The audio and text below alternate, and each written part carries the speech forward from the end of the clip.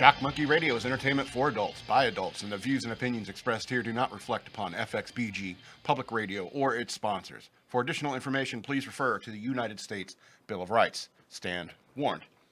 Hello and welcome to the New Year's special here at Shock Monkey Radio. And we wanted to do it as like a surprise. Oh, I'm sorry for those watching the video.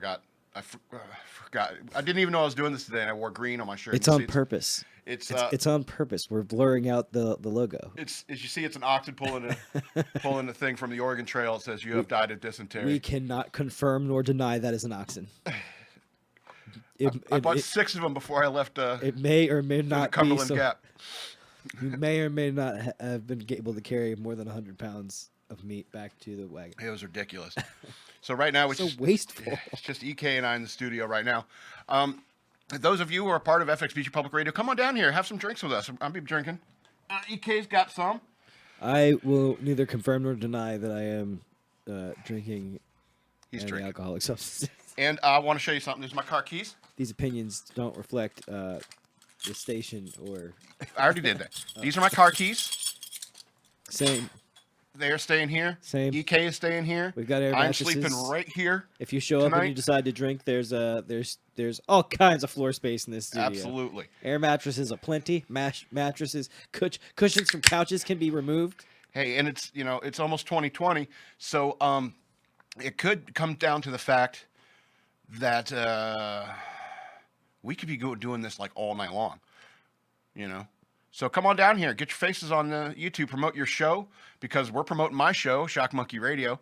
And if you're part of FXBG Public Radio, come on down here. We'll have friends. We'll have some good times. You don't want to drink? Don't drink. Don't drink. So you can leave. I understand I smell bad and sleep. You don't want to cuddle up next to me down here on the floor. Yeah. So we decided to do this special because I got so freaking bored not working for like 2 weeks in a row. Do you have monitoring on your side? Yeah, I can hear myself. And video too? Yeah, I can. I'm flipping over. No, I mean here. This side. Yeah, I see that. Yeah. Okay. I didn't know if I accidentally disabled it. No, I'm pressing buttons over here that I shouldn't be pressing, and I apologize. He's been rushing so much, he's got to go to the bathroom. I do need to do that, but it's cool because I've preemptively staged bottles beneath the studio desk. Well, we're going to have to take a break sooner or later because of the beers. Okay. I'm going to have to take a break sooner or later, so maybe we'll pull up some videos for you. We will be experimenting with some direct pulling some videos from YouTube into the software. We're trying to push the limits of our video stuff. If we crash, stay tuned. Stay tuned. Stay aboard. Oh, I forgot to start the audio feed. You want to start over? You can start it. Well, I mean, we could start over, but the video people have already seen us do the introduction. Well, we can run through it real quick on the audio. We'll just do the warning again. Sorry, video people. You guys got a preview. The podcast listeners missed this. Yep. And they never miss anything because they usually get more than the video. Let's start it. Let's catch up. Here we go. And go. Shock Monkey Radio is entertainment for adults, by adults, and the views and opinions expressed here do not reflect upon FXBG Public Radio or its sponsors. For additional information, please refer to the United States Bill of Rights. Stand warned. Woo! Need to quit smoking. Oh, that was a long one. So this is our Shock Monkey Radio special. We didn't plan on doing it. That's why I have this horrible C3 T-shirt with the Oregon Trail logo thing on it. You have died of dysentery. Yeah, so we didn't plan on doing this, but I just got so bored not doing a show for like 2 weeks in a row because it got to a point where I was watching DC Legends of Tomorrow. I'm rewatching Star Trek Voyager, and I'm like, we got to do something on New Year's Eve because I'm just not working for like a week. It almost drove me crazy. If you had said Deep Space Nine, I would have been like, okay, I get it. I know. But Voyager is enjoyable, man. It's better than Deep Space Nine. I know that. These too political, man. They never go anywhere. I started listening to with The Greatest Generation, which is a podcast. I listen to a lot of different podcasts. Yeah. And The Greatest Generation, they go back and they listen to TNG, which is my favorite iteration. What I liked about The Next Generation is that they did mirror episodes from the original series. So like when I watched the original series and then I watched The Next Generation, it's like, oh look, they're revisiting places where Kirk was. Like that's kind of cool. Well, all the shows are kind of self-referential. They'll keep calling back to each other. It's filled with them, chock full of them. They had Scotty on the Next Generation, for Christ's sakes. You know, he was on a TNG episode. Yeah. Yeah. Well, I mean, cameos were all riddled throughout that. Exactly. They had a lot of time to fill. Anyway, Speaking of filling time. yeah, you got to go. He has to go to the bathroom. We're trying to rush to get this everything up and running. Like I said, like I said earlier to the people who watched the video, got in early on the video.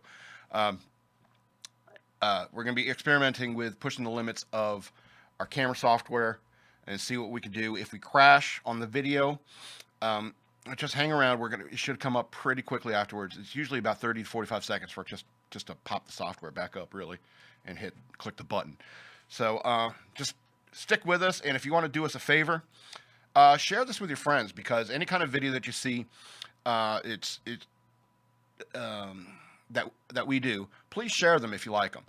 Share them, because that's what gets us out there and gets us more in the community. And the better we do, the better FXBG as a whole does. I believe. I'm also monitoring the YouTube chat. So if you want to chat in YouTube, I may click over. I got a lot of stuff here.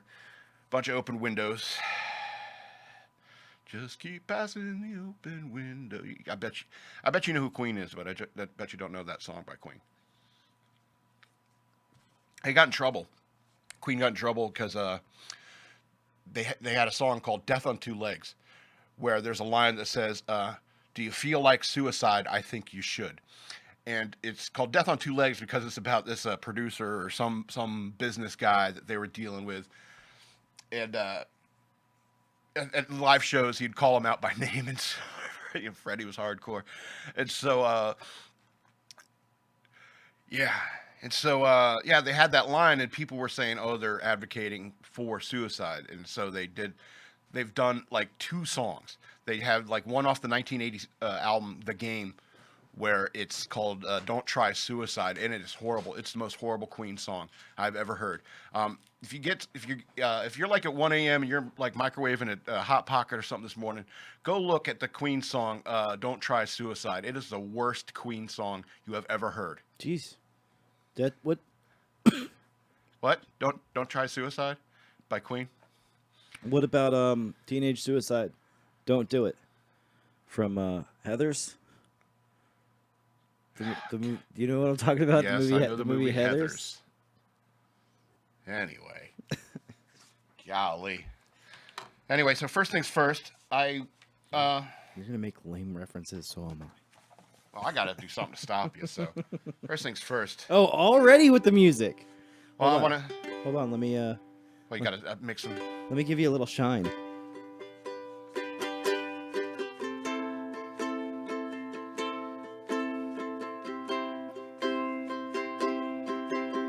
Figured you'd wait till you had a little bit of an audience. I got one viewer. That's What do you enough. want me to do? I'm entertaining you, Mom.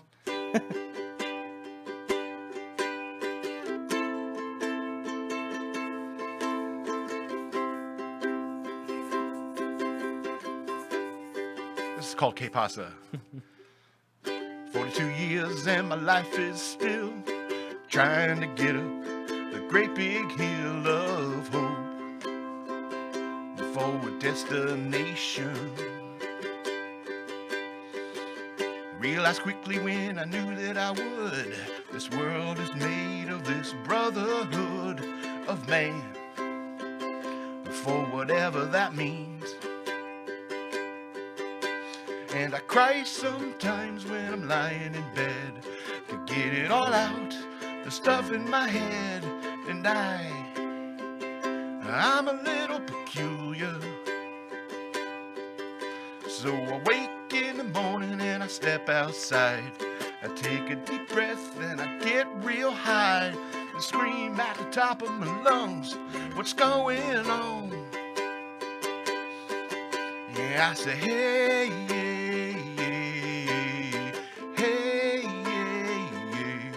I say, hey, what's going on? Yeah, I say, hey,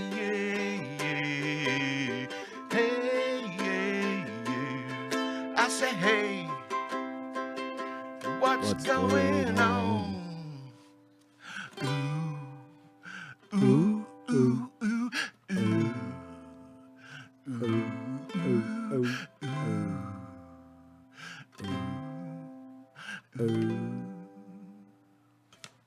I'm not going to torture you too much with my voice, That was fun. but I've got some beers in me, and this is what happens when EK and I are alone in the studio. We'll just start goofing around with our musical instruments.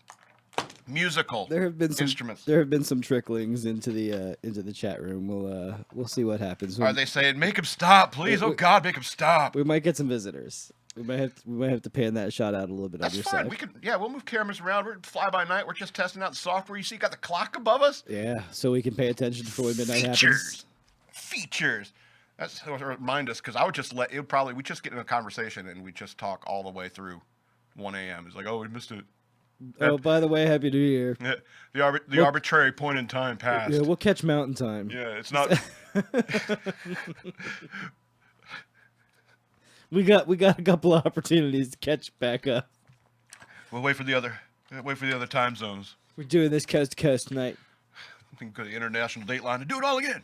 I don't got to work tomorrow. So I was bored out of my mind because I've been listening, watching all sorts of stuff, listening to all sorts of stuff.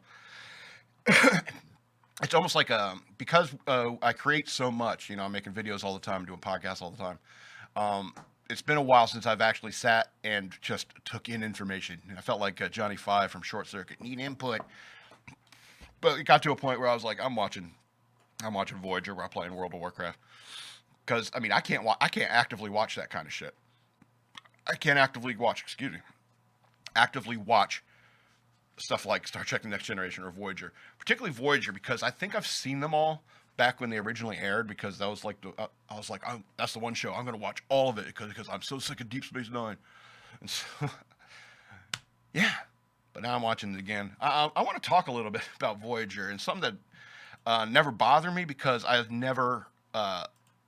I found Kes to be attractive, but there's something that I just didn't dig her. I thought she was pretty. Kes was the Ocala or whatever like that. Ocampa or something. Yeah, and she was. The reason why this comes up is because somebody said to me this Christmas, "Is like, who do you like better, Star Trek or Star Wars?" I'm like, now, Star Trek. Oh snap! Yeah, and so I realized I changed my loyalty, so I started. I gotta live up to the hype, man. And so I'm watching Spy Voyager. you said that. And so I want to talk about Kes because I think of the second season. Janeway has her second haircut, and so Was this on the agenda? what? Yeah. Did you? I meant to look at the damn notes. Anyway, so there's a thing about Kes that bothers me. It's in the second season, and she's 2 years old. 2 years old. Neelix is way older than her. I'm not even getting into how weird he looks and how he can pull a hot chick, because that makes no sense. A young hot chick. He's not even rich. So the thing is that this thing is 2 years old. This Ocampa is 2 years old. What the fuck, R. Kelly? What's going on? And everyone's just letting this relationship go on the ship. Like with a baby. I understand the lifespan of these Ocampas or whatever like that is different. And so they're mature at 2. I'm sorry. 2 years is not enough experience. I don't care how psychic you are. It seems a little weird. I mean, it's more than just psychic, though. Not that I'm advocating for this clearly pedophilic relationship, Right? But her species, Yeah. I guess, it's more than just psychic. I mean, the developmental pace, they're dead at like 8 or something, Yeah, right? yeah. Like that's elderly for them. Yeah, 10. They lived about a decade. Right. So it's like 10 years per year. So Yeah. she's like more like in her 20s. Neelix also still in his 40s at this Yeah. point. Still not. And Still doesn't she make it is much better. she is characteristically incredibly naive. Yeah. Like really, really naive. Yeah. So yeah, there's definitely something ain't right. Yeah. So it for some reason it didn't bother me the first time I watched Voyager, but now it bothers me. Star Trek Voyager. Progressivism. Yeah, now I'm really starting to notice the progressivism where it's like, that's right, I'm Catherine Janeway, and I'm a badass woman who smokes a pack a day. You better listen to me. And she is badass, and that's great. You know, is. and I mean, even, what was that, the late 90s that show was on? Mid to late 90s? Easy enough to find out. Yeah. And so, and I think we've had this kind of liberal progressivism, which is good. Don't get me wrong. I think that, like, my crush, like, you know how it is when you watch Star Trek, right? In every show, there's at least one crush you have, right? If you're on the ship and you're like a senior staff commander or something like that, there's one girl on the bridge or in engineering that you want to bang. And on Voyager, that was B'Elanna Torres. 95 to 01. 95 to 01. That's what I thought. And so, and for me, that person was B'Elanna Torres. She was the one on the ship I wanted to get with the most. I mean, Kes was obviously hotter, but I didn't. Torres was the half Klingon? The half Klingon girl who was smart and badass and dated the pilot later on. Tom Paris. Chakotay and Paris, I think. Did she ever? I don't think she dated Chakotay. They may have had a past. I'm in the second. Well, I thought they were both Maquis. They were. Yeah, and so. But did they allude to them ever dating? The one I just saw recently is where somebody came on board and like was giving them mental images of like their greatest desire, and hers was Chakotay coming onto her. Yeah, but that doesn't necessarily mean there's a history. It's just, that doesn't. You're right. Exactly. It's just that she wanted there to be. But this brings up another subject which I found interesting because of DC's Legends of Tomorrow. I actually watched the 4th season of that, and you know, I think there's plenty of good reasons why there are rules about sleeping with people you work with. All right, businesses have these. I mean, the military has these things. And well, yeah, I mean, you don't shit where you eat. now, Star Trek is a military operation, and they should have rules about banging people you work with. All right, I understand if you're in the Delta Quadrant and stuff, that's a different story. The logistics in any situation, it doesn't matter what quadrant you're in, anywhere. If things don't work out, you still have to make money. You still have to do your job. And on a spaceship, you can only go so far. Yeah. And like if you're both on the bridge of the spaceship, like and things don't work out, like you can't be like, hey, can I get a comm reading? Yeah. Can I get a comm reading? Captain, can you please ask Lieutenant to give me a comm reading?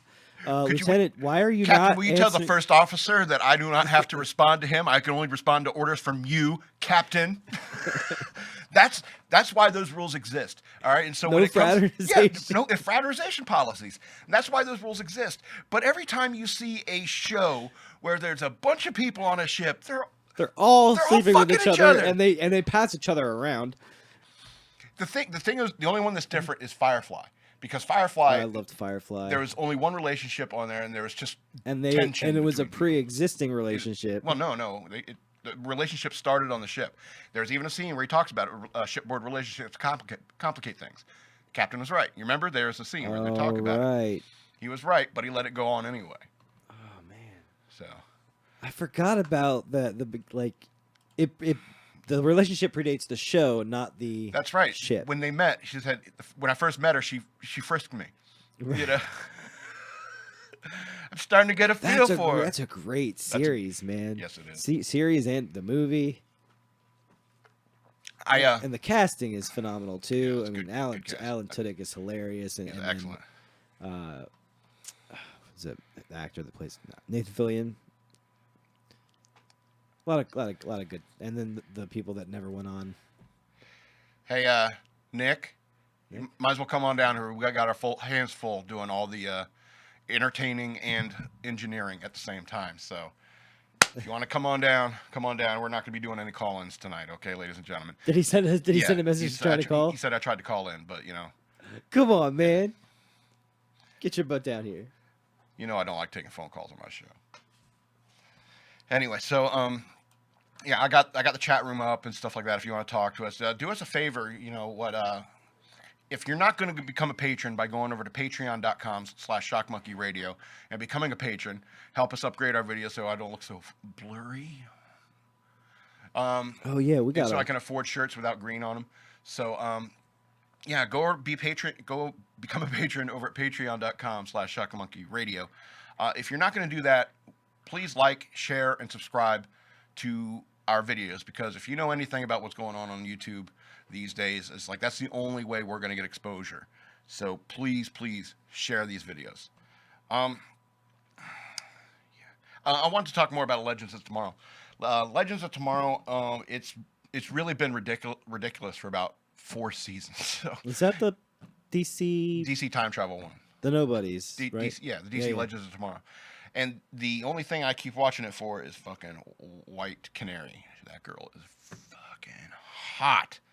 And I was upset when Commander Cold, or whatever his name, he died. That sucked.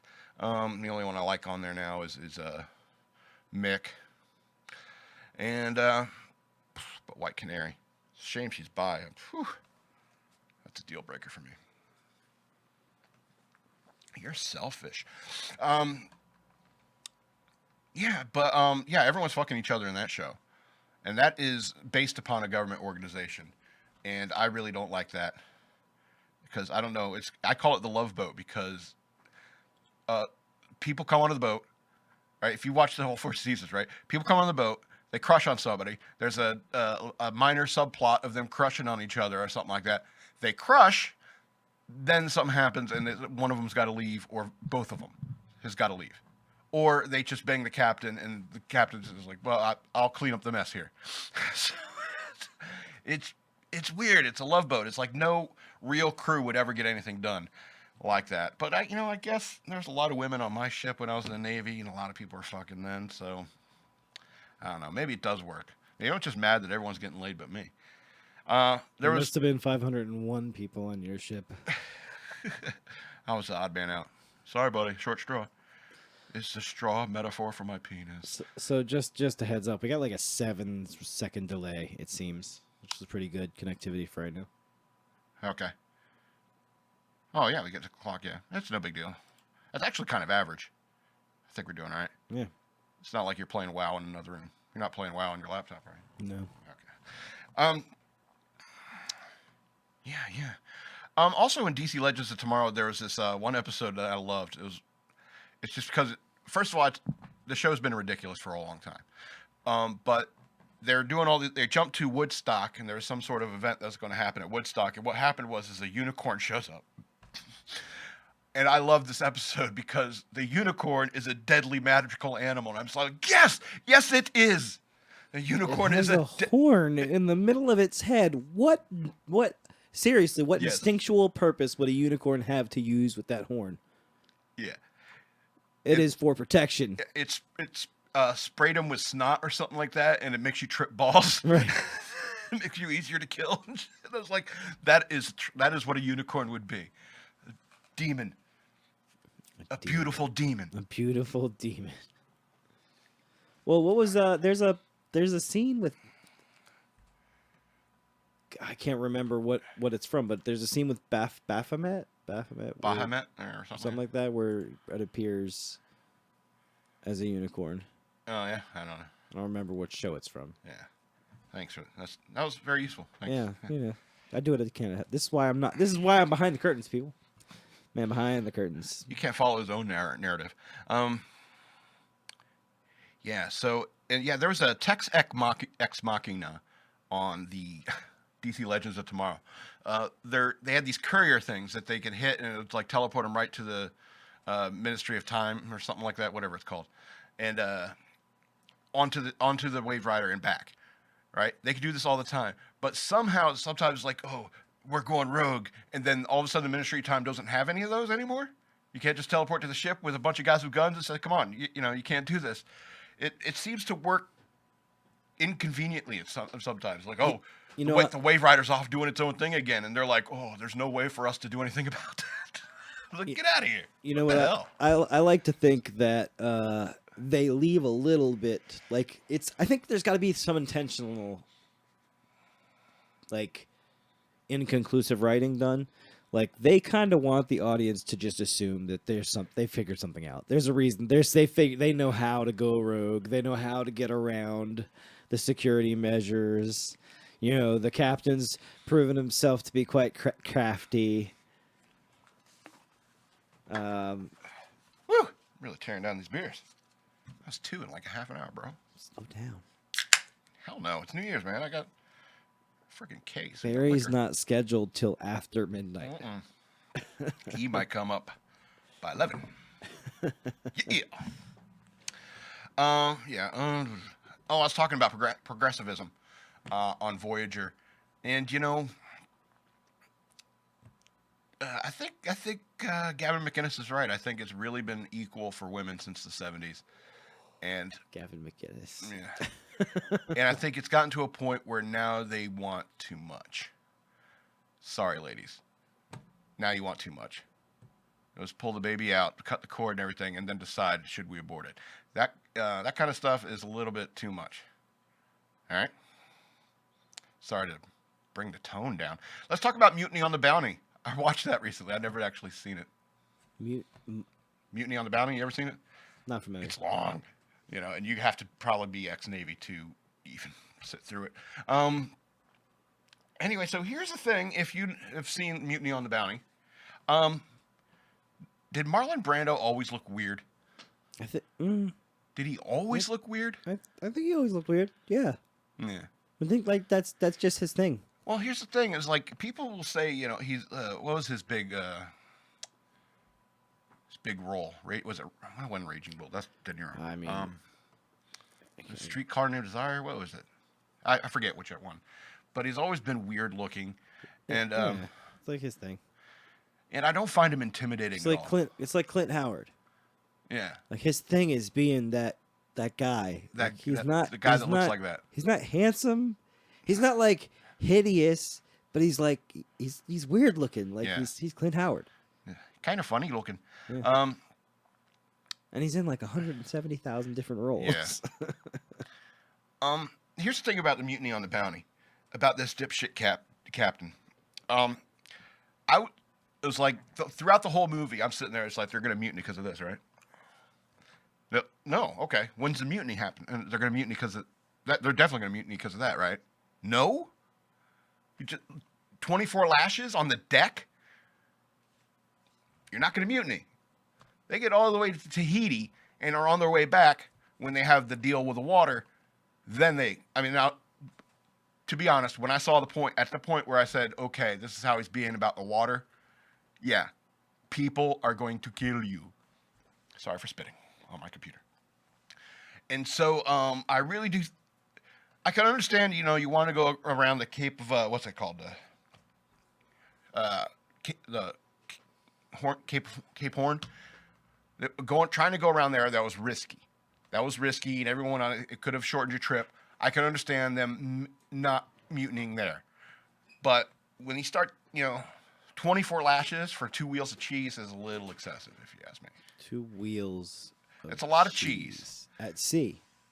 Yes. At sea. It's valuable. Don't get me wrong. But there was also implied in the plot that he was told to take it to the captain's personal, what it was, like carriage or whatever. Fucking Brits. It's funny because so much of the U.S. Navy is based upon the British Navy. It's basically a bunch of British guys. It's like all these people in America. It's like, who knows how to sail? I do, mate. Gotcha.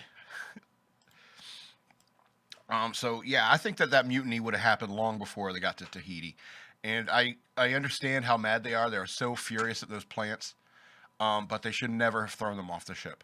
As soon as they started throwing those plants off the ship, it was like that is the only thing of value that you have. If you want to take the ship somewhere else and replenish your water stores, make sure you got plenty for the plants and the crew. I understand that. Water is generally free. Fresh water is generally free as long as you find it. Same to you, Aunt Patty.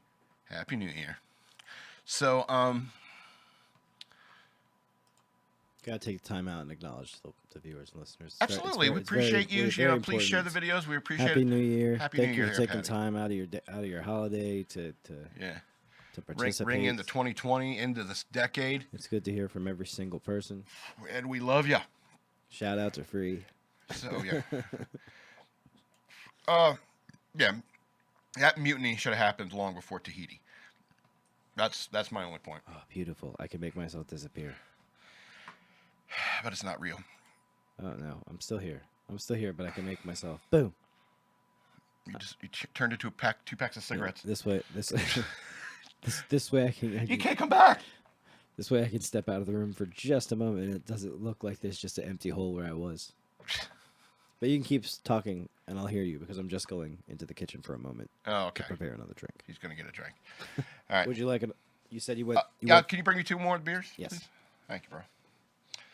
All right. Let's see what else I wanted to talk about. I wanted to talk about what I've been listening to lately, which is the podcasts of Joe Rogan. Obviously, pretty much everyone listens to Joe Rogan, right? If you're into podcasts, you probably listen to Joe Rogan, and I don't blame you. I like half of all his shows, and usually it's when he starts talking about MMA, which I'm not into. I start rolling my eyes because I'm not into it, you know. And in all fairness, if I sat here and started, you know, and he's like, man, I don't watch fucking Star Trek. I don't want to watch Voyager twice. Imagine if you were on Joe Rogan's show. It's like, hey, you're watching DC Legends of Tomorrow? Joe Rogan will look at you like, what? No way, man. You ever tried DMT? That's what he'd say.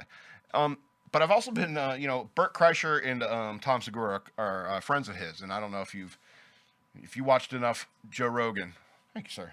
You just said him. If you watched enough Joe Rogan, cocksucker, Joe, you know who Joey Diaz is. You know who Bert Kreischer is, and you know who Tom Segura are. And so, yeah, I've been listening to. Apparently, there's a podcast that like two bears, one cave. I've been listening to that, and listen to me. I've been trying out new podcasts lately because it's been like every podcaster and YouTuber is taking these weeks off. It's like I got no Steven Crowder, I got no Ben Shapiro. I'm dying. All right, so I'm just downloading podcasts. I was like, is there anybody else out there? And I've listened to some podcasters. Jim Brewer has a podcast. And I listened to a couple of episodes of Jim Brewer's podcast, and I felt really, really proud of myself for being more interesting in conversation in a solo monologue kind of way than Jim Brewer. If Jim Brewer has a tight hour set or something like that, that's a different thing. You know, writing a comedy show is far more different than being mildly comedically funny conversationally. Whew. Tough sentence to swallow. Wash it down with beer. I hear a clinking of glasses. He's making a foo-foo drink. You know, I think my mother would say that. It's a foo-foo drink. It's like I think he wants to be like a Jeffrey Lebowski tonight. Anyway, yeah. So I've been watching Bert Kreischer's and Tom Segura's stand-up. And I've also there are Two Bears, One Cave podcast. And those guys seem like the nicest people in the world, and they're hilarious. More so than Joe Rogan. Joe Rogan looks like he might get pissed. I had a nightmare once where I got invited to be on the Joe Rogan show. And he pulls up old shit that I posted or said on a show. Like, hey, I heard you said that I was tepid. They call you Madman, right? Yeah, I heard you said that I was tepid. What's that mean? What's that about? Don't kick my ass, Joe Rogan. I didn't mean it. Because he would kick the piss out of me. He's got his Instagram, and he's got, like, videos of him training and stuff like that. And it was like, you would kick the piss out of me. I mean, I'm not saying that there's a ton of people in the world. There's only a few people in the world that kick my ass. And it's like, no, there's, you know, lots and lots of people who could kick my ass. Yeah, so I was just telling, hey man, is there beverage here?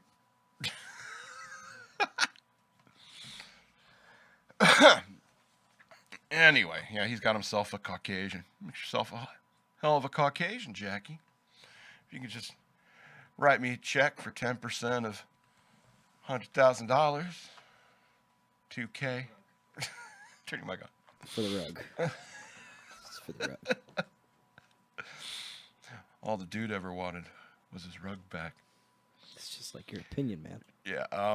Yeah, I was telling them about the Bert Kreischer I was sitting there. I watched. Oh, dude, that was I hilarious. know that was one of the most. His I think it's the latest special. I forget what it was called. It's The Machine. The Machine. That's what it was. It was called The Machine. And that story about his daughters and the dog. Oh, He had us dying in stitches. Everything all right over there? I'm trying to keep up with messages. Okay. Stuff coming in. Oh, that one's from December 6th. I Okay. missed that one. That is it. Yeah, you missed that one. Okay. The thing is, there's like 14 different ways to contact us. Yeah. You know, You you gotta, can, like, you can I'm reach out switching to us between on tabs, Facebook. yeah. You can reach out to us on Facebook or Patreon, or you can subscribe to the shows on iTunes, or if you're on Android, you can subscribe through Castbox or Pocket Cast, if you will. Yeah, anywhere you can get podcasts. You just have to search Shock Monkey Radio, or FXBG Public Radio, and you can find some of the other shows on our network. You know what's interesting about all this is like, I'm either watching video content, either on YouTube, Netflix, whatever, Crackle, whatever, and or I'm ingesting podcasts. I basically have given up on music other than playing it horribly, and so Listen, that's the most fun thing about music for me. I agree. I don't care. Nobody's watching. Well, I mean, except for tonight. Like, there might be people watching, which I'm a little concerned about. Well, but, I but mean, for the most part, when I'm home, like, I like just jamming and playing songs that I like to listen to and playing covers, and it's fun for me. And nobody's watching, so I don't care how I sound. I don't care if it's terrible. It's just like karaoke, you know. You're allowed to be terrible at karaoke. It's kind of the point. Yeah. Like, you're supposed to have fun. Like, you're putting on a show for the bar. Nobody's going there to see Steven Tyler do Dream On. They're going to see Frank, tear it up. anyway, Come on, Frank. who's Frank? Who you I talking- don't know. Some guy named Frank though is watching. Who's like, I'm going to try Dream On next time at karaoke, and you should, Frank. You should. Oh, I get it now. I was thinking about Steven Tyler. Yeah. Bless you. Woo! You shouldn't hold them in like that. Yeah, I pop my head off. I don't want to clean blood off the studio carpet.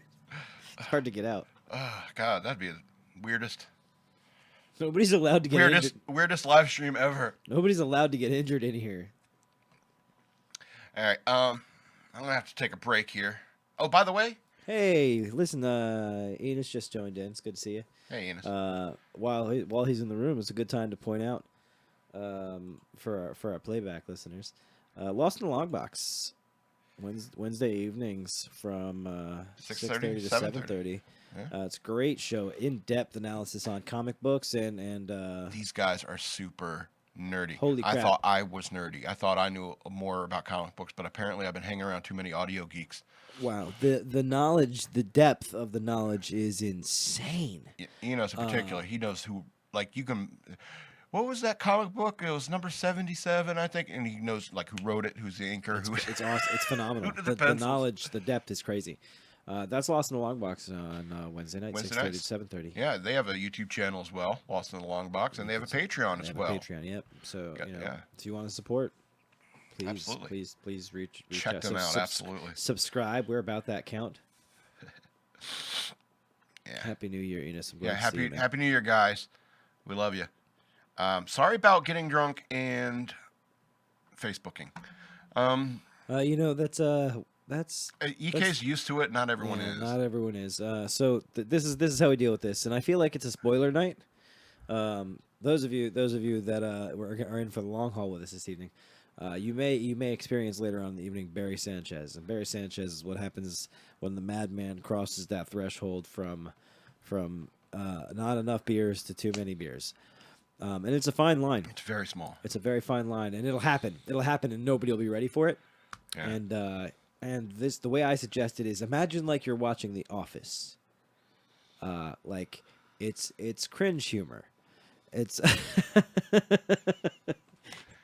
come up with some of my best stuff in that zone. All right, I'm gonna.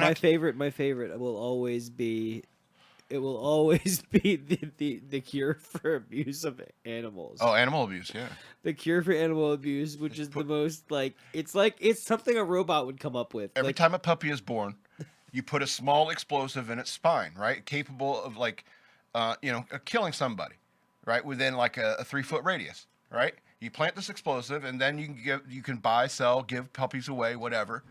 And if their nervous system gets beaten to a point where the nervous system is in enough shock at a certain electricity level, that's when the bomb goes off, put the animal out of its misery, and killing the abuser of the animal. And keeping shelter count. Supervillain plan. Keeping animal shelter count low. Keeping animal count down. Supervillain plan. It is most definitely a supervillain plan, and like I said, Barry came up with that. Barry. Barry came up with that one. Holy crap! Shot, and that's like not the only one. Like Barry comes up with some for real supervillain, like the reality of these things, like the blowing up the moon thing, like the. Dude, it sounds so much fun. Blowing up the moon would be so awesome. But the thought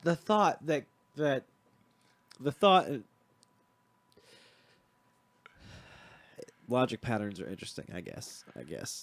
The thought that would go into actually blowing up the moon. Like, okay, haha, blowing up the moon's funny. No, but if you blew up the moon, the tidal effects that this would have and over crops across the way.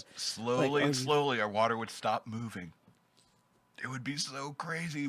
Weather would super cold and super. What if the moon has already blown up and we just don't know it because we're all under a dome? It's like that episode of The Orville. Nah, we're probably living in a simulation. I hope that's the case because Control Alt Delete this motherfucker. You just gotta start changing the code. You gotta show people that ice stick is. It's. My stirring Is it melted? stick. Is it too melted? It is completely melted. Okay. But you can see kind of when I make sure it's not drippy. Yeah. Right. Yeah. It's basically like a guitar neck. It's the neck of a guitar. And if you the ice is a guitar shape. It's cool. Ice cube, yeah. It's cool. What do you drink? White Russian. I didn't have vodka, so it's just Kahlua, Bailey's, and milk. Okay. So, wonder what Gavin McInnes would say about that. Wow, 49 minutes already. 48 minutes. All right. So I'm gonna have to take bring up that sponsor. So we can if we need to take a break. I've done nothing. Okay. I've prepared nothing. I'll go over my 2019 in review, and if you can pull up our little sponsor. I got this. This is what I'm gonna do. You go ahead and you go ahead and you do your thing. All right. This is 2019 year in review. It's just stuff I want to mention that happened this year that I think is super interesting. I tell you what is ever since 2016, there have been a ton of these social justice warriors that have cracked us up, and in this year there have been some SJWs cracking us up. And do another disclaimer. Why? Because you're starting to get a little political. How many do you need? One. It's almost been an hour. Shock Monkey Radio is entertainment for adults by adults, and the views and opinions expressed here do not reflect upon FXBG Public Radio or its sponsors. For additional information, please refer to the United States Bill of Rights. Stand warned. Thank you. Now tear apart those SJWs you must do. You know what that thing I just did was? That's a fuck you for those people who listen to podcasts at double speed. You guys are assholes. What the hell are you doing?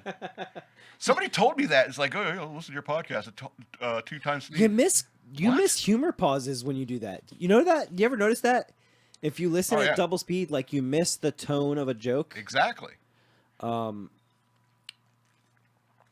I noticed that. Okay.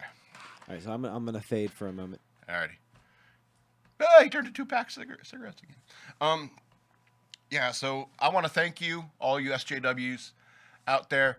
Think you're doing great things in the world, and you are just hilariously cracking the rest of us with brains up.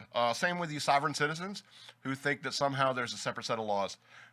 You're like, pull that shit up, Jamie. It's like, I have no idea what you guys are looking at. Is it pictures of Bert Kreischer with his shirt off? Because they look at pictures of that a lot. What's up with those guys? I think Bert Kreischer might have been gay. Remember you did that joke? It's like Man, you know what's funny is I work often with people in the LGBT community in some stage works, and you'd be surprised how many people that present themselves as straight in the public eye in the entertainment industry are absolutely not straight. You'd be, maybe you wouldn't be surprised, but I don't they're. care. I'm just saying, like you'd be surprised. Well, I'm sure I've missed millions of homos. Excuse me.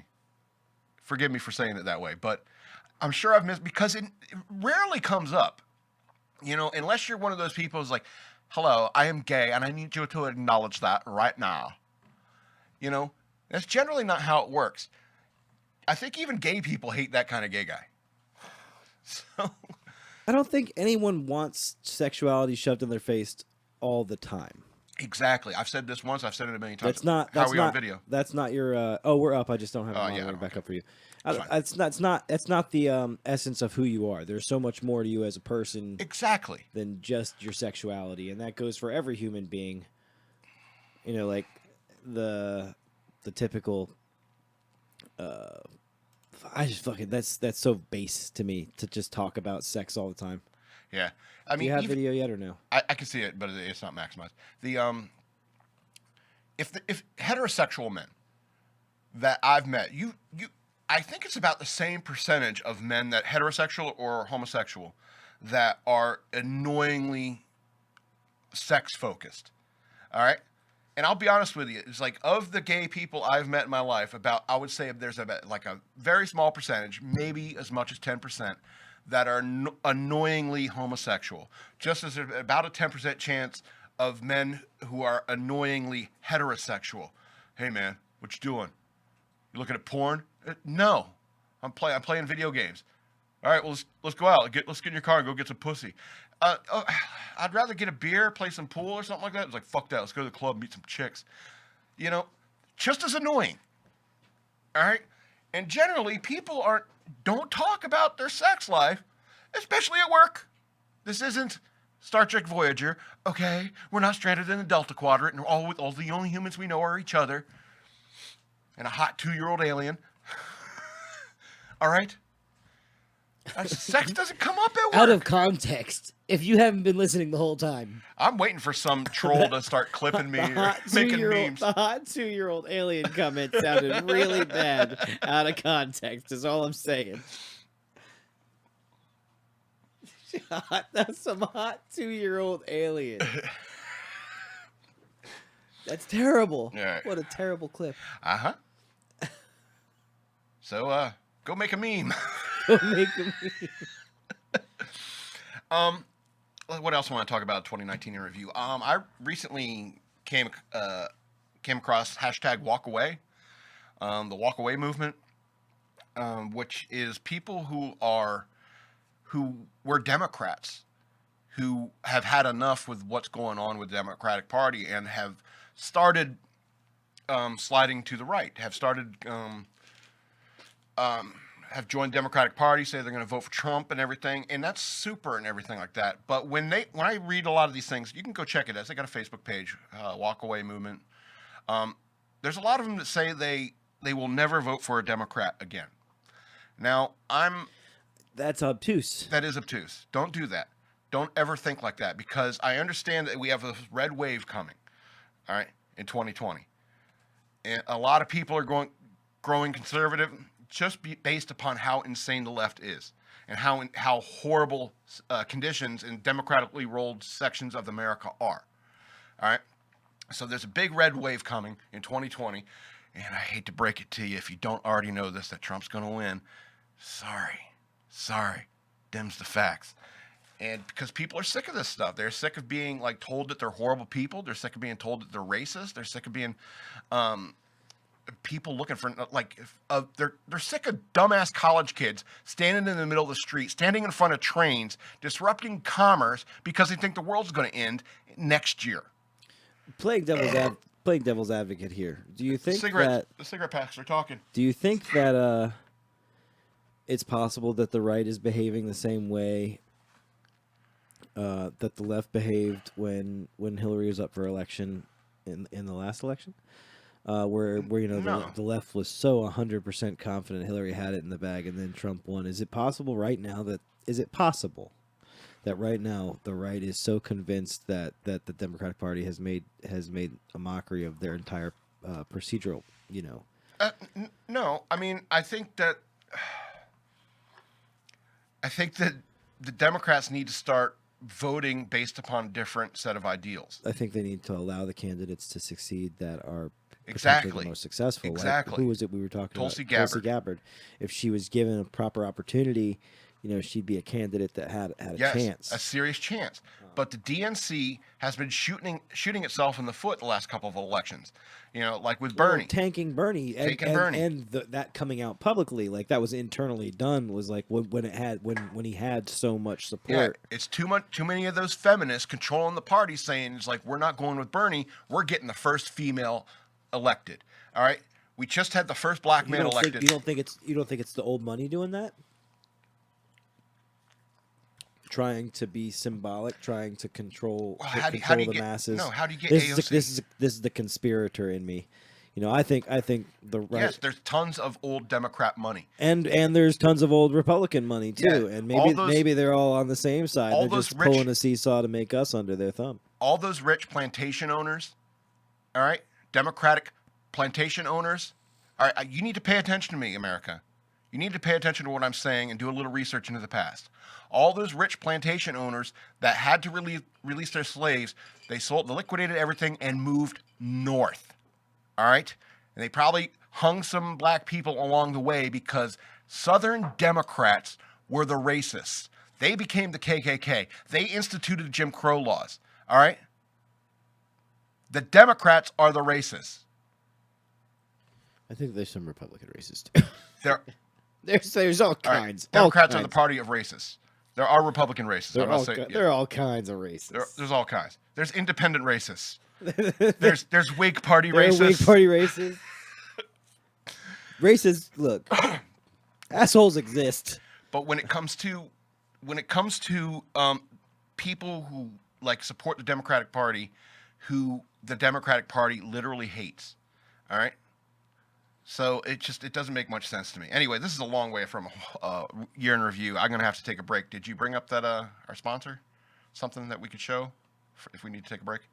I can just ramble on about the Okay. other stuff that the network does. All right. So let's talk about changes in YouTube. It's like this has been a big year for the changes in YouTube. Now, I only started. Was it like 2 years ago? I started my YouTube channel where we're doing this. This is this is beginning of our third season or second season. This is a third season coming up in April. Yes. So I get like 2 or 3 years. Been doing this YouTube channel, and when I first started YouTube, it's like I would get a lot more. What are they called? Views on average, because if somebody is searching like a conspiracy theory, boom, it's like mine would come up in that list. Now none of my stuff comes up in a list anymore. You have to specifically search for my channel. No one recommends it. And the only reason, and here I'm going to be honest, I'm going to be real right now. The only reason that my latest video, pigeons with cowboy hats, went 3.6 is because I looked. It was like there are not very many videos on the pigeons with cowboy hats. And I'll be honest with you, the ones that I saw on that very same topic were horrid compared to this show. Like I said, I've been listening to a lot of podcasts lately, and I think that this is a quality show. I think Shock Monkey Radio is a quality show because, oh my God, I listened to about 15 minutes of this podcast called and That's Why We Drink, or It's Why We Drink. And oh my God, sexual dimorphism is real. Men and women think differently and have different priorities, different things that are interesting. So, you women watching, thank you. Holy cow, why are you putting up with me? Anyway, the red wave. I was talking. We got the feud between Crowder and Carlos Maza. Carlos Maza, he got pissed off because Steven Crowder made fun of him for being gay. Some people may say he didn't. Some people see he did, and he crossed the line. I'm sorry. You can make fun of me for any reason whatsoever. I'm an adult. I survived school. You know, I got made fun of a lot. There are plenty of good reasons to make fun of me. There's probably a lot of reasons to make fun of you. Grow up, be an adult, and learn how to live in a polite society where, hey, some people are dicks. Steven Crowder may be a dick to you, Carlos Maza, but you know what? You're even more of a dick for what you did. Changing YouTube because one guy complains, a couple of people complain. Society needs to quit doing this. You know, you put out a product that goes to say 1,000 people, and out of those 1,000 people, some dipshit shoves it into his nose, complains about it, and they have to write on the product, "Hey, don't shove up this product up your nose," because people are that stupid. How is that the company's fault? It's the same with guns. When people are like, if we take away the guns, there wouldn't be any murders. It's like, you are so stupid. You are so stupid. Am I yelling too much? No, it's just taking a little high end out. Okay. Well, now I can't hear me at all. Really? Yeah. At all. Well, all I did was take a little high end out. If y'all are in chat, say something if I can't hear me. Anyway. All right. Let's talk about Greta Thunberg. Now, you remember her. How dare you? How dare you? I should be in school. I should be learning things. Yes, ma'am, you should be learning things. And I am sick and tired of minors protesting. I got friends who have kids that are protesting, and that infuriates me. You don't know jack shit when you're 14, 16 years old. You know why? Because I was 14, 16 years old. Hell, I was an idiot up to 28. Up to 28. Your mind does not physically finish developing until around 25 years old. I'm a late bloomer, so I was about 28 before I had any sense in me. That being said, you can't be using children as child soldiers in your war on God, heterosexuality, males, white people. Your hippie bullshit. The world's not going to end. People were saying last year, like, it's going to be like, you know, London will be flooded and Who was it? What was the Netherlands would be underwater or something like that. There was a scientist that said the world's gonna end by our own means. Like it's gonna be No, it it's isn't. not gonna be. It's gonna be a biological. No. We can't destroy the world. The world's going to destroy us. Right. Idiots. But what I guess what I'm referencing is humanity will destroy itself. Exactly. Not necessarily the world. Exactly. You can say, humanity will destroy well, itself. you need to phrase. Shut up. You need to phrase it better in the sense that, I mean, in terms of that argument, you need to phrase it better in the terms of the argument, saying it's like, hey, maybe we shouldn't choke out all the oxygen in the world because, hey, we need that. So that makes sense to me. Yeah. So Greta Thunberg, go back to school. A for effort. Quit riding in boats. Yeah. Grow up, become an adult, and then voice your opinion. Take some what's it, geology classes and science classes and become a scientist. Actually learn about it. Yeah, and then you're the kid that spoke up as a child and then went on to study it and then continued to speak about it her whole life. Exactly. And then people will seriously take you seriously. Maybe they'll take you seriously. Exactly. If you are passionate about it, fine. But right now, you are Anna Faris is unqualified. Wait, what? How dare you speak ill of Anna Faris? I'm sorry. I'm done with her. Her podcast is so horrible. See, that's the problem. That's where you so made horrible. that's where you made the mistake. You can't listen to the podcast. You have to just like Look at Anna Faris. look at Anna Faris. Sorry. I know there's more realism involved when it comes to relationships. I don't know why she could be so entertaining on screen to watch. With a script, she's fine. And when you take With the a script script away, she and didn't you write, just it's let her- fine. What's the Simi? What's the dude's name on the podcast with her? I don't care. I can't listen to it. It's horrific. It's did you listen to what's his name? Ed Norton? Who's the Hulk guy? Ed Norton, right? Yeah, the Hulk guy? Mark Ruffalo. No, before that, the good Hulk guy. It was Ed Norton, right?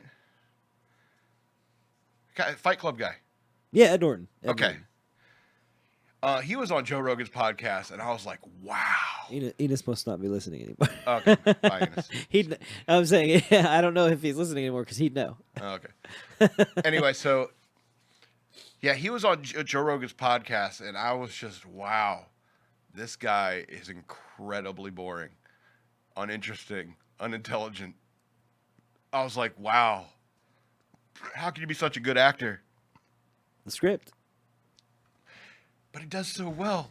A director. How can you act? How can you act like a smart person and when you're dumb? That's what I want to know.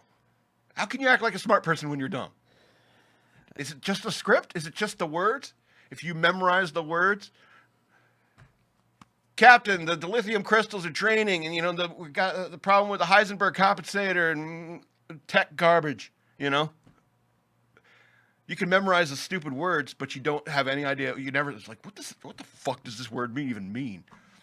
And that's how you get scripts like the third Matrix movie. Anyway, so what else are we gonna talk about this year? Because I gotta take a little break. Hong Kong, big deal this year. I hope you all are still following this. I hope that this could be like a focal point in the class of Occidental versus Oriental. And believe me, I just used that in a non-racist way. Sons of bitches. When it comes to Occidental versus Oriental, that's going to be a flashpoint. Hong Kong is going to be a flashpoint because the people in Hong Kong on those islands, they've lived in a free society. So they know what it's like. And now China's coming in and they're saying, no, we got to put an end to all your free thinking and stuff like that, like Mao did. You guys study history at all? Or are you just sitting there in your home thinking, he said the Democrats are the racist ones. Can you believe that? Read some history. Don't get laid. You're talking about another country. There's what's the party in China that is? You said Mao. Communist Party? I feel like an idiot because you're talking about all this historical stuff. Because you're talking about people studying history. I don't know fucking clue what you're talking about. Because I was studying like audio and guitars and music. Like I wasn't paying attention to any of this. Look, I'm a dummy. Anyway, so Hong Kong is worth watching, and if you believe in love, freedom, you should be following this.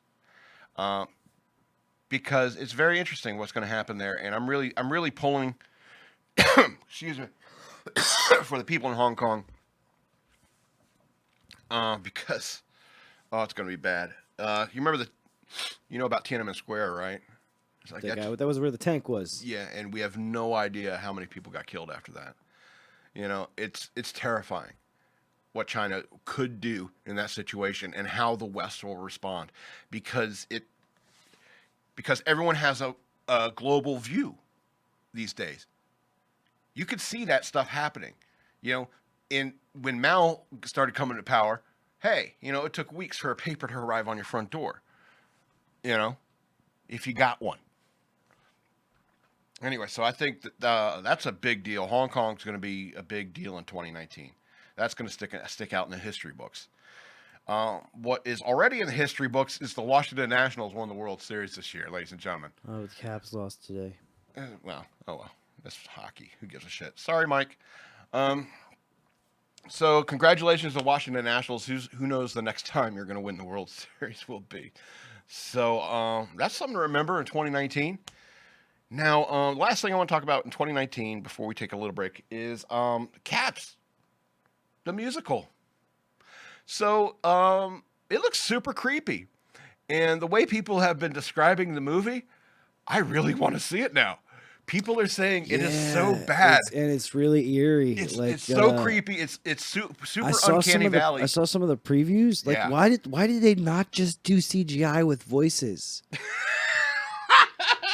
Like it What they didn't release Sonic, right? They didn't release Sonic. They sent it back and they said, "No, we can't do this to the people. We can't do this to the fans." That thing made $4.5 billion Dude. on Broadway, and that is the monstrosity that they produced in Hollywood.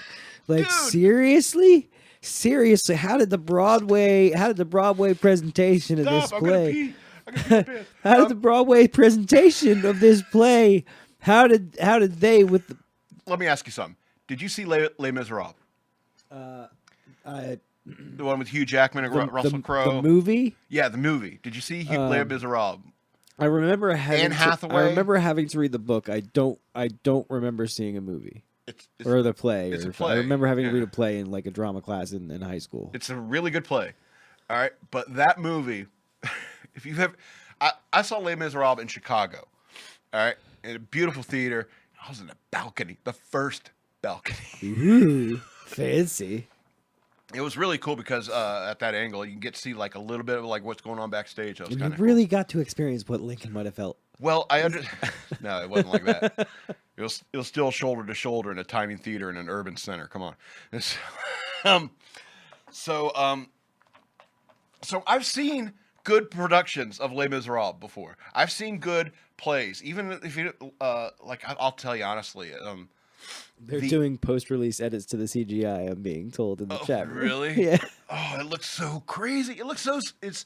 Just from what I've seen and what I've heard, I kind of want to see this movie, but I don't want to pay for it. And so here's what I suggest to whoever owns a property: is like just release it out there and let people clip the fuck out of it. Give people the rights to just what's his like Shia LaBeouf with the do it, Do it.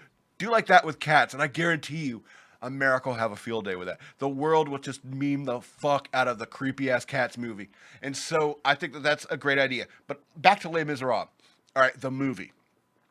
Okay, Anne Hathaway, the noises these people are making when they're trying to sing, it's fucking hilarious. Now, if you went to see Les Miserables in the theater, like my nerdy ass did, you go with a couple of guys that you play music with, and you start hearing some of these notes, quote unquote notes, that are coming out of these people's mouths, and there's like four of you like, oh my god, they put that on film. It's like, I know, they released it like this. This was on purpose. It's like, what noise is that Anne Hathaway's making? It's like, I don't know. I think she's trying to sing. And so, then you see like a pocket of people down front, and they're laughing their asses off too. And everyone's like, shh, we're trying to enjoy this. It's like, how can you? You know what this makes me think of? Tone deaf? Do you remember that dude? Ken was it Ken Jeong or something, or Kim? Oh, she bangs the guy? Yeah. Okay, What's so his name? I can't remember his. William Hung. William Hung. Why did I Memory. think Ken Jeong? What was that? Ken Jeong, he's the comedian. I love you, Ho. Oh right. Oh, I love that guy. Memory. No. So yeah, that William Hung. So as horrific as it was to take that guy and push that embarrassment to the highest level, Why not? I wish it happened to me. I think it was important for society to see someone like that who was completely oblivious to their lack of talent. And like how that show made me sick to my stomach because of like this dude, he has no future. He has no career. He's a mockery for this season. He's not going to make it to the finals and that's it. And then he released a Christmas album, didn't he? Like, Oh yeah, I'm sure he's still doing it.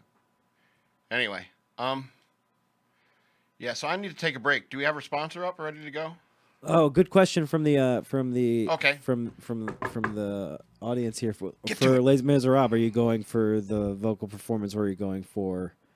You may be right about the singing quality, but were you going for the acting, or were you going for Vocal it performance. was a movie, not a Broadway show? All right, listener, I'll elaborate for you. If you saw, let's talk about another musical. Let's talk about Little Shop of Horrors. Now, if you listen to or see Little Shop of Horrors done by professional drama people, Broadway. Broadway or the like, You got actual good singers. But when it came to the movie, they cast when it come to Audrey, the role of Audrey, they cast a Broadway girl who could sing. Oh, she was phenomenal. She was too. phenomenal. She had to carry Rick Moranis, who they cast in the role as Seymour. Who did all right. He did all right.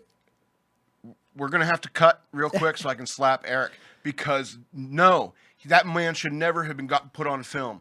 Never been put on film singing. All right, he did it in Parenthood too, and I'm just like, why? Why would you do that after you've seen Little Shop of Horrors? Why would you let him sing in Parenthood once you've seen Little Shop of Horrors? So the point is that in Hollywood, when they do the everyman. when they do a musical, they want to get the names. They want to get those big names that are going to get people into the theater. All right. If you just put some like Broadway person no one has ever heard before because they don't go to Broadway plays, somebody who's actually been doing the part for like a year or two, they get 3 curtain calls because they're so good. They've actually have voice training and stuff like that. Instead, you're gonna get Miley Cyrus up there. Listener agrees with you. He did okay. We're gonna have to take a break. I want to look at the chat room. I have a really low tolerance for crappy music. I really like terrible singers. I'm a fan, but I don't know.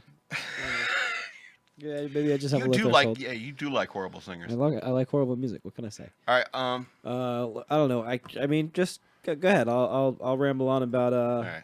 about some of the other stuff we have going on station wide. All right. Here's the thing, Joe Rogan. If you ever invite me on your show, you're gonna have to turn on your other fan because I need a cigarette about once an hour. All right. Once an hour. TCB, baby. All right, what's going on, everybody? I'm EK from FXBG Public Radio. This has been the first hour of the Shock Monkey Radio live broadcast for the countdown for New Year's Eve. FXBG Public Radio is a public access studio based out of Fredericksburg, Virginia. We make ourselves accessible to anybody who wants to get started in the podcast world. Creating original content. We help people get RSS feeds up and running and get their music up on, or their podcasts up on iTunes and Castbox and all the podcatchers, if you will. We use some pretty cool software here, and we are always looking for new content and extra help around here. If you want to support us, follow the shows, like, subscribe, share. All that good stuff. We got a pretty wide variety of stuff. We've got a sports show. We've got a comic book show. We've got a musical performance show. We got a sex talk show. We got a conspiracy show that'll be coming back strong next year. We've got a live DJ mix on Friday nights. Yep, that's I was doing that. I was telling people. We got all kinds of content, and we're always looking for more. Also, we've got equipment and gear and software that's fun to play with. So if you're looking to learn how to use Logic or Pro Tools or beat making software, or if you want to start your own podcast or your own podcast network, we're all about people creating and thriving, and our local community. We've worked with a handful of great local organizations in the past. This past year, in review for the network here, we got an opportunity to. I personally got an opportunity to work with the Troll Market. Clockwork Ticker, just does some really, really cool work. Did sound for a couple of really cool bands this year. Monster released an album, and her band Puff Yeah were really good. We did a couple things at Spencer Devon Brewing. I do a lot of work there. This Friday, we've got our monthly drag show with the Beer Babes. And coming up this year, the Beer Babes are expanding into a couple of other venues. And that's really exciting. I really enjoy doing audio work on the side. I haven't done as much as I used to. with a little one now. So Friday nights at Spencer Devon is where you usually find me for karaoke, unless it's the first Friday, which is the drag shows with Beer Babes. Scott Wharton, who recently started doing a podcast with us, does a lot of local comedy. And if you follow him on Facebook, this is not a podcast. And Scott Wharton, you can see where a lot of local comedy shows are around downtown. Below the Deck on Tuesday nights from 7:30 to 8:30. Nick Faltz interviews local musicians and not so local musicians and artists and actors and people of all walks of the entertainment world. So if you are in that industry and you'd like to do a feature, please reach out. Once again, that's Below the Deck. All of these shows have Facebook pages and online presences. A handful of them have Patreon. So if you'd like to support, an individual show, just find their Patreon page. Or if a show doesn't have a Patreon page, you can you go to the station. We'll take donations and apply them towards the needs of the station in general. We upgrade equipment yearly. This year, we're going to be upgrading our video system. Right now, we use webcams, but we're looking into a actual HD production switcher, which is going to cost us a little chunk of change. But we're saving up, and we're excited. But the Madman has returned, so I'm going to let Shock Monkeys resume and fade back into my behind the curtain status. Thank you for letting me ramble during your. Thank you for letting me be the commercial break for your show. You can't pull up a letter P? I could have, but I wanted to plug. Okay. Cross promote. Fair enough. Anyway. Did you want to play a song? Yeah. Hey, tell me some more info about that Strange Ways thing. So if you want me to plug that, just give me a little bit more detail, and I absolutely will. I believe it's the second Saturday, but I want to be 100% on that. I'm not going to Wichita, and you know why? It's a long ways away. It's cold and flat. Yeah, it's cold, flat. It's not my type. It's not my area of the country. I don't know what the appeal is. You want to go home? Oh, I wouldn't mind going home, but You are. am home. Now, if I was to call my mom and tell her I was coming home, clearly it would be for dinner purposes. We found that was the ukulele version of that song, right? Yeah. That was why I had trouble finding the keys. Let's see if I can't find it.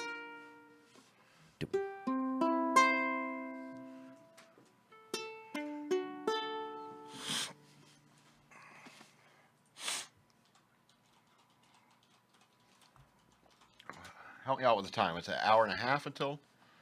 Hour and 35 minutes? Hour and 35 minutes, yeah.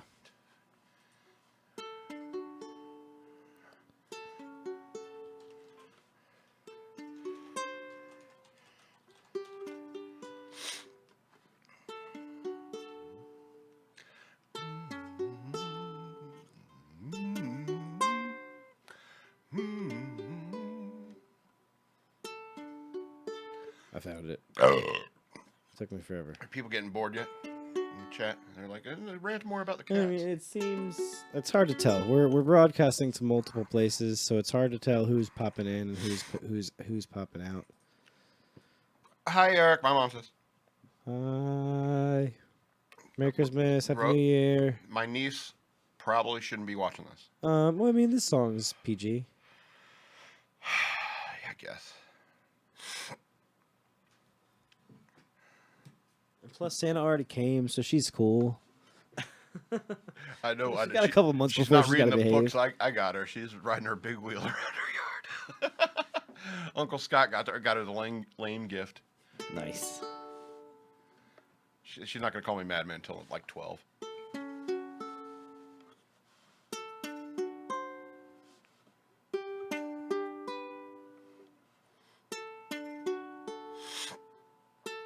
sharp minor, D seventh, and G. It's D and F sharp minor, and D seventh, then G. Then the chorus is B flat, and then it's C, then it's D. I got it.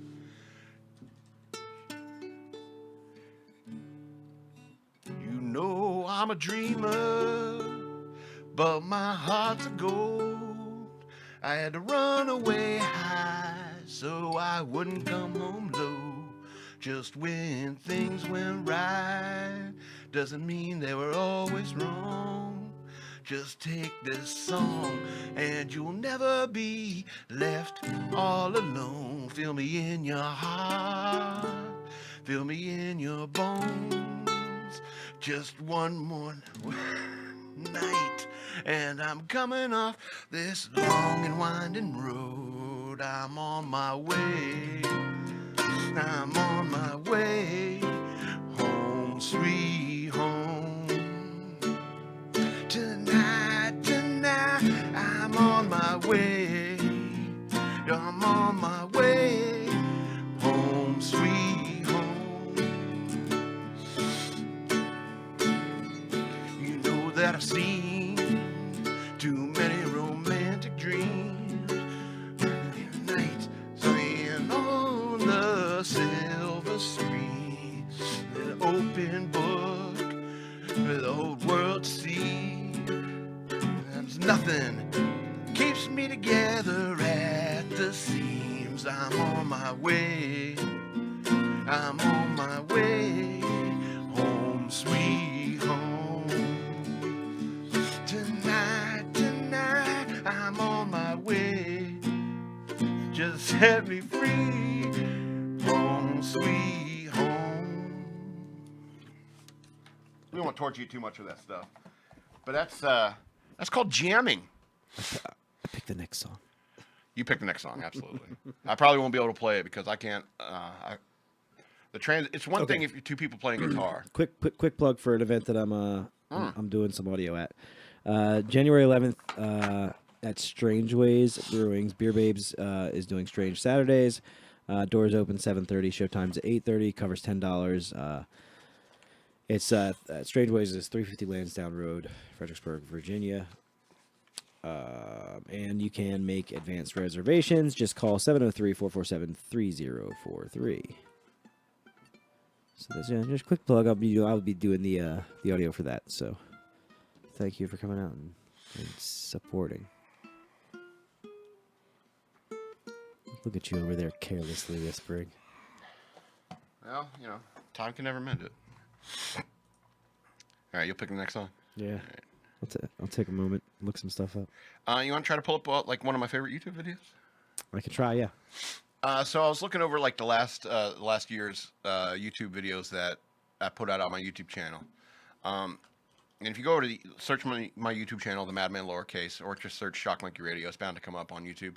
But I picked out like 5 of them that I thought were like some of the funniest. There's a couple of short ones. Do you want to do a short one or a longer one? I just need you to point me in the correct direction of You need like a link? title for the specific episode. Say again? A title for the specific video clip. Okay. So like a link? Yeah, okay. But I don't have... Yeah, okay. All right. You don't have what? I don't have Facebook open on this machine, so I'm just trying to find it on YouTube. All right. Let's see. Let's go to my channel. I'm trying to find your channel. Yeah, that's what I'm trying to do. All right. Look for one. You want a longer one or like a short one? I got a couple that are like less than a minute. Well, it's up to you, man. This is your show. You want to test one with one that's like less than a minute first, and then go to a longer one? Yeah. All right. Oh God, what am I doing? How do I go? Boom, boom, boom, All right, Madman Lowercase. That's a clean penis. That's a clean. Okay. Not prepared for that title. That's okay. Let me see here. How far back is it? I think it's like almost all the way back. Like 4. All right, so I'm just gonna go. I'm looking back oldest. Yeah, past like when we were playing Sega Genesis games. It looks like. Yeah. It's the one before FXBG Pirate Gamers on PAX Game of Thrones Monopoly. All right, I'm looking. It's from this year, right? Yep. I see Settlers of Catan before that. Yeah. Yeah. Betrayal at the House on Haunted Hill before that. Before that, yeah, or up from there. Next to Arya's Concussion, and FXBG Pirate Gamers on PAX. World Leader Fight Club. No, up. All the way up. No, not all the way up. If it says more than a year ago, Well, World Leader Fight Club is September that's- 18th. If I go up, that's it's going to take September- me further back. yeah, that's like September need to go- 18th, I need to go down. 2017. 2018, I mean. Yeah, that's what I'm saying. Like, here's March of 2019 right here. Baldur's Gate. Betrayal at Baldur's Gate. You got a lot of videos, man. Yeah, there's If you like- go to like the 300 or so. Madman's Fate, Madman lowercase on YouTube, there's like 4,000 videos. If you see a picture of a cow, it's on the row below that. All right. Moo means moo. It's down a row below that. Untracks game. Moo means moo. I see that. Down, yeah. That's a clean penis. Is the row below that. A row below that. Has a picture of what's his name, Mel Brooks. It's a row. Okay. Okay. All right. Let's see if I am so sorry, ladies and gentlemen. this is what happens when we do stuff on the fly. If I was prepared ahead of time, which I was not prepared ahead of time because we were rushing to get started, which is also my fault. Here's the thing. I owe you nothing. Well, we're gonna try to show the video. If we Yeah, can? that's what I'm doing right now. All right. I'm just pandering while I pull the link up. Yeah. So that's the thing we're trying to like push. And you're not going to hear it, but the audience will. Okay. And it won't. The audio won't play in the YouTube. All right. So if you're listening into the podcast, this brief silence that you're going to get. They're not gonna hear it. No. Oh, I'm sorry. So this brief silence that you're going to. Oh well. Hold on. Time out. Yeah. So yeah, Pander. that's the point. We're gonna try to try more features with our video stuff because there's a lot of stuff that we've had in this this software that we have Minicam that we haven't used, and so we're trying to like just play with it, figure it out. We figured that I'm just funny enough as it is that. All right, here we go. We got the video started. I don't know if it's going to work, but we're going to try. Let's try to hear some audio. It just seems to be like having a foreskin is just one of the dumbest things ever. I mean, you have every right to have it. Right. If that's what you want to do. But you know, Q-tipping out the end of my dick on a daily basis does not sound fun to me. No. You know, A little bit of soap. done. That's not how it goes. It's a little bit of soap. That's a clean penis.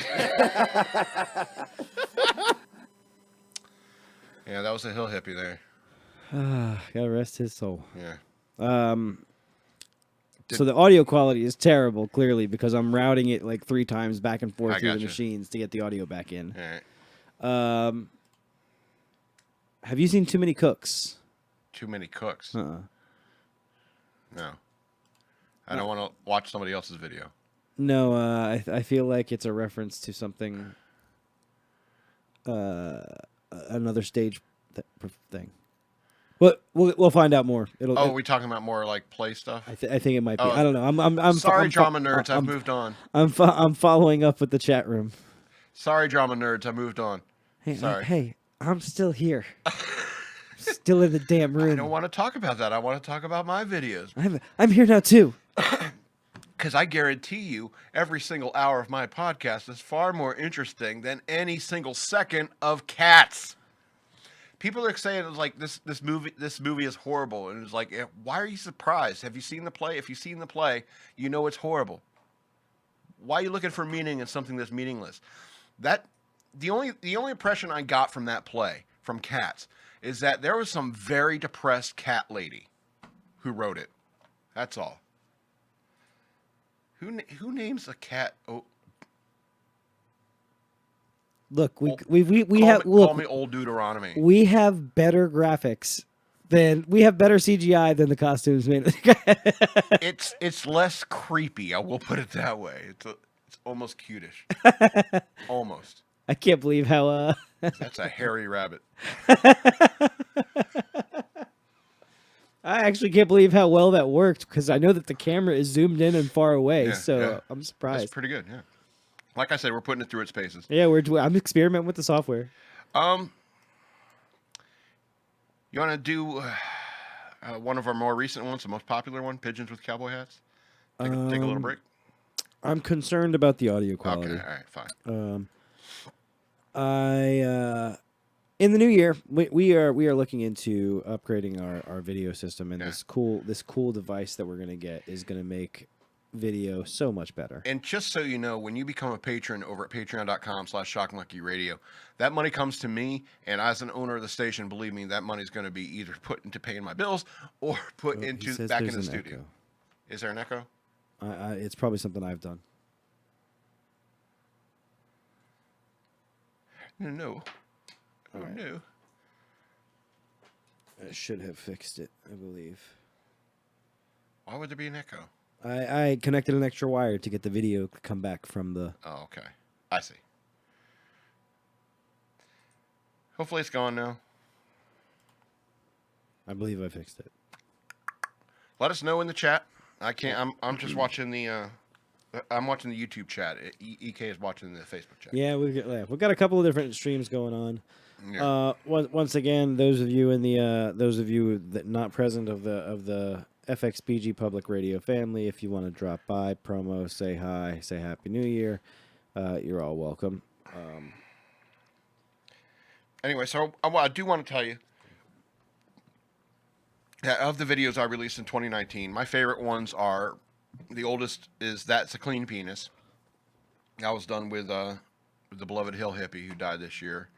God rest his soul. I have a playlist on my YouTube channel. It says in memory of the Hill Hippie. It's all the ones all the podcasts that included him, other than the gaming ones, because those are like 2 hours long each. So, but there are gaming ones where he participated in those. If you want to check those out on my channel, I didn't include them. Additionally, I feel bad because whenever I edited those videos, I was pretty much narcissistic and focused mostly on me and the funny things that I said. I wish I could have retained more of the wonderful things that Hill Hippie said, other than wishing you peace and love. That's pretty much what he said at the end of every episode, and gotta love the guy for it. Yeah, so my favorites are That's a Clean Penis from this year. There's one called Sarah's Mental. I have a way. Just give me a moment Of what? of playing clips, so we can do like little. Okay, commercials. okay. Just give me a moment. There's one called Sarah's Mental Illness. There's one called Don't Break Character that I like. That's what we're talking. Sarah's Mental Illness is one where we're talking about Labyrinth and how Sarah is a very mentally ill girl because she's 17 and having like a psychotic break or something.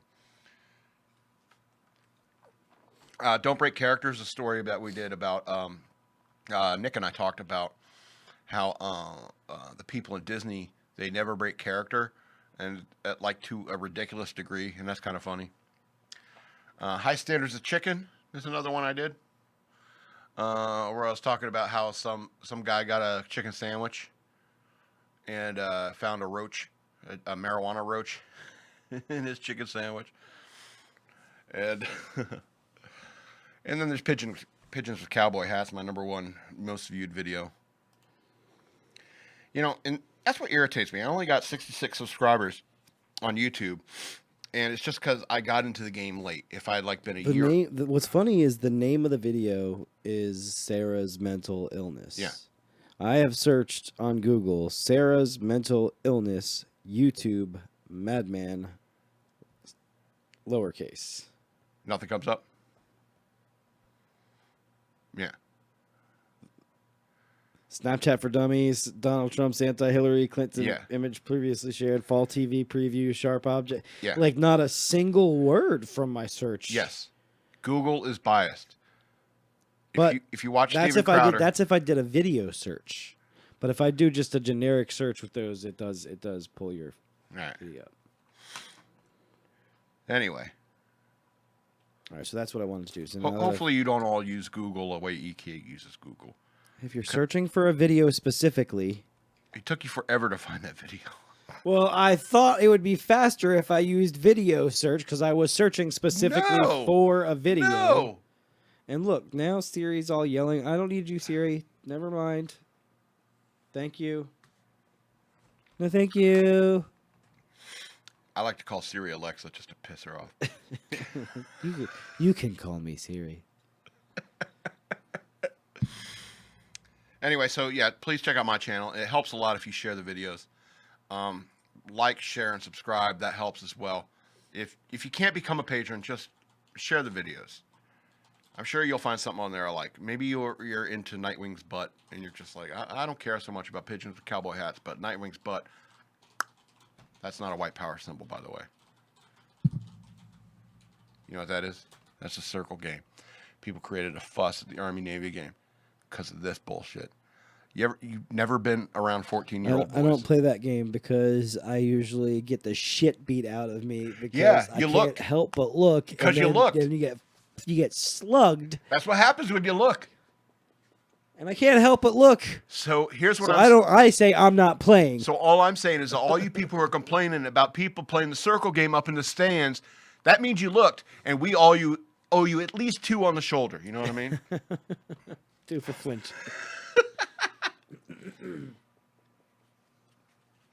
How are we going with these showing these videos?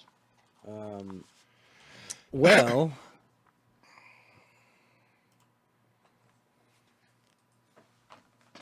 this is how we're doing it. All right. This is how we do it. And your eyes can be so cruel, just as I can be so cruel. Labyrinth. Yeah. So we are definitely going to talk about how mentally ill Sarah is in that movie Labyrinth. Okay. All right. First of all, she's like 16 or 17 years old. Oh, you could see maybe 12-year-old doing that No, I'm talking like 16, 17. alone. No, not alone. I said I knew some that did that, just not alone. All right, and then I said, did you say alone? No, I said alone, but that's close enough. I don't know. So I mean, and then she goes home and she argues with her wicked stepmother because she's like, her wicked stepmother's like saying to her, "Why aren't you interested in boys? You should have dates at your age." And this is what a very reasonable If you're not showing the video, question there's no point. to be asking a girl. Who's Look, I'm 16, doing the best that I 17 years can. old. I know you dislike the audio, but if it comes to audio only or video with no video, don't do that. Golly. We have listeners. I don't understand We how ha- you make me We look. have more subscribers to the podcast than you have on YouTube or on Facebook. understand that. There are more subscribers here than I anywhere understand else. that. So the audio will always be the most important. Until there are more subscribers on the video format, You're killing me, Smalls. tell me I'm wrong. Tell me I'm wrong. You're wrong. Am I the only one that cares about the rules around here? You're wrong. You're wrong, Walter.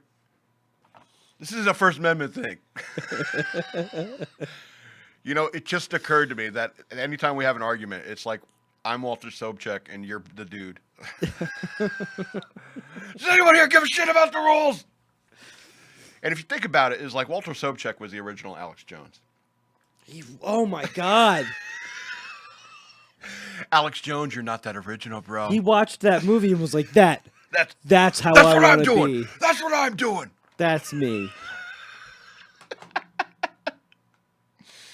Anyway, we're gonna move. Wow, I am totally spitting all over the place.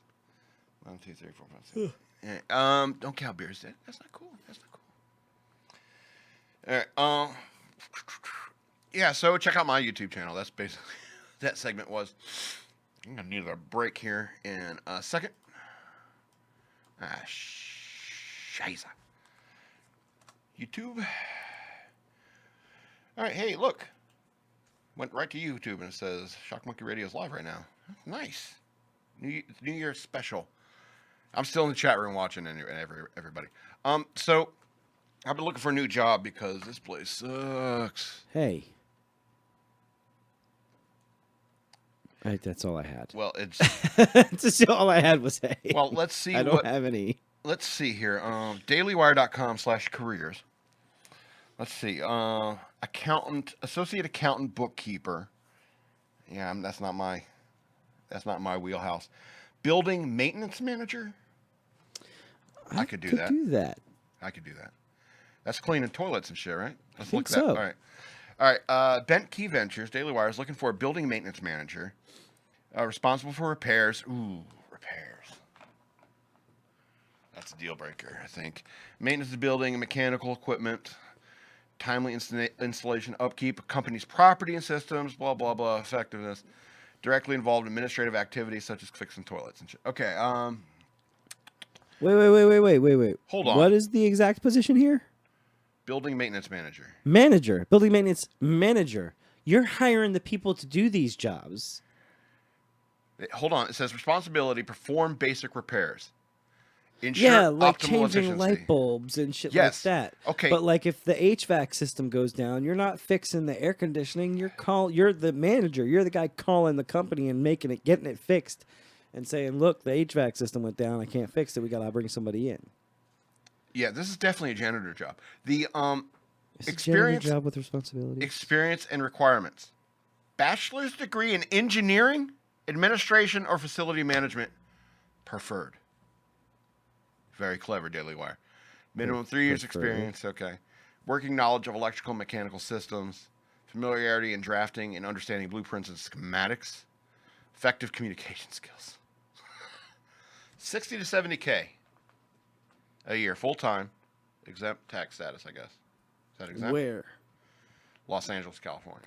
It's not enough money, man. That's not enough for Los Angeles. It's not enough for that job. Hey, Ben. Jeremy. Not enough to live in poop. Poop and homelessness. Sorry, 70K. I can make that in 2 weeks if I got my security clearance back. It's just not. It's not worth it. What else they got? Post-production? You got to think about. I could probably do post-production. Yeah. All right, let's see. That doesn't need to be on the site. You could do that remote. Report to director of production. Manage lead editors. I could boss people around. Illustrators, IT professionals. Advanced knowledge of post-production process, software, and workflows. I could probably pull that off. Concept to completion. Manage projects from concept to completion. I've done that on my YouTube channel. Delegate projects. Blah, blah. Yeah, I can be a bossy guy. Perform other duties as assigned. Blah, blah, blah. Experience and requirements. LA-based. At least 5 years experience with creative. I have that. Strong instinct for creative and storytelling. Yes. My instinct for creativity and storytelling is better than yours, Ben Shapiro. Oh snap! That's not how you get hired, though. Do people send video resumes? Here's a clip from my YouTube channel where I read your article on the air. And if anyone gets a job that way, I think America is doomed. Strong understanding of professional illustration and animation, including 2D, 3D, and 2.5D animation, After Effects. 70 to 100,000 a year, but it's still LA, bro. Yeah, man. I mean, let he me had do health. Let me do that remote, and that's awesome for here. Let me make that and do that remote, because I could just Dropbox that stuff. And that would probably work for my schedules.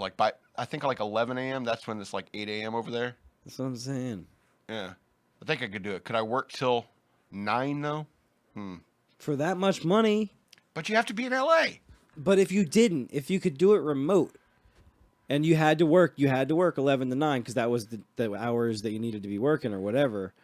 But you could do it here. All right, forget that one. Like, Then. that's a bunch of money. Forget that one then. I'm not going to L.A. All right, here's one. I'm saying that this kind of job probably exists in a remote capacity for some It entity. could. It absolutely could. For some entity, it must exist. All right, let's look at another. See, here's what's funny is like you were all indignant when I was like, I'm thinking about getting a new job, and you're like, what? I'm all hurt. And then, That lasted then all for of a like a sudden- half second. I was like, and then what? you're like 75 to 100K a year. Let's talk about this. This is LA. Let's discuss it. I'm not. The other thing is, I'm also not going to LA, but I am like, look, I'm educating myself. I'm looking to open doors and windows and opportunities for myself so that we can continue this public access project. But I'd like to be doing something with a day job that was more in this industry. Well, you'd want your 9 to 5 to be in this industry, just like me, and that's why we look at these kind of websites and stuff like that, because you want to keep your options open.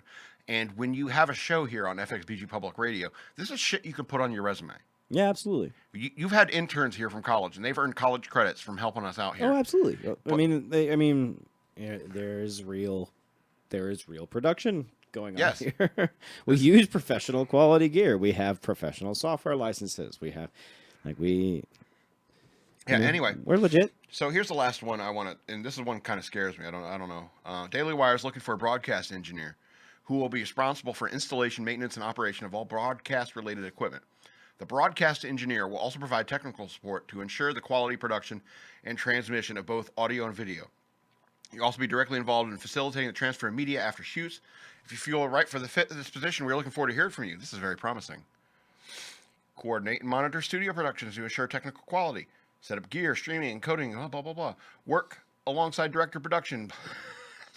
That's not even a bullet point. Why do you put that in there, Ben? Prepare computers, monitors, control room. Listen. All right, 2 years plus, similar work experience, professional, working knowledge of Ross video products. Do you know anything about that? No. Okay. What was it? Ross? Ross video products. Spell it. ROSS? ROSS, including but not limited to Ultrix, Expression, Graphite, and Carbonite. He's doing a web search right now, so no, not qualified. I just don't know what this is. Yeah. Ross video products? Yeah. Experience setting up, I have a feeling they use Apple. Experience setting up web-based live productions, including using... Oh, cool. It's robotic camera systems. That explains the seasickness I get when I watch the videos. Understanding audio, video, Ethernet, or out. Now, here's the thing. I think that if you and I applied to this job together in like a Step Brothers kind of way. At the same time? Yeah. We want to I think wear we'd tuxedos? Or I think we'd, or you remember when Charlie Kelly and Mac got a job and there's like they're gonna split the salary. The responsibility. Yeah, we're both get the same job. Yeah. I think that we could probably, between the two of us together, qualify for this job. But again, this is in Los Angeles. This has been a waste of time. I'm not moving to L.A., Ben Shapiro. It has not been a waste of time because now I'm looking into these Ross systems and it looks like they do a bunch of stuff. It's very, very interesting. Anyway, so EK is off on his own little tangent right now. So I'm just going to say this. You people who live in cities like Los Angeles and San Francisco, you are out of your minds. You think you... when I got out of the Navy, there are plenty of jobs in places like Chicago, Los Angeles, San Francisco. And you know what? I'm not going there. I don't want to live around a bunch of liberals, as criminals run the streets, whether they're Antifa or gangs. Pretty much the same thing if you think about it. I don't want to go there. I understand that you, Ben Shapiro, has been a conservative living in a very liberal city for most of his life, probably all his life. He went to Boston for for grad school or something. I don't know, but it's still a very liberal city. And so I'm not of the mind to go leave my somewhat conservative Fredericksburg for L.A. What a culture shock. Puerto Rico was kind of a culture shock. So was Spain.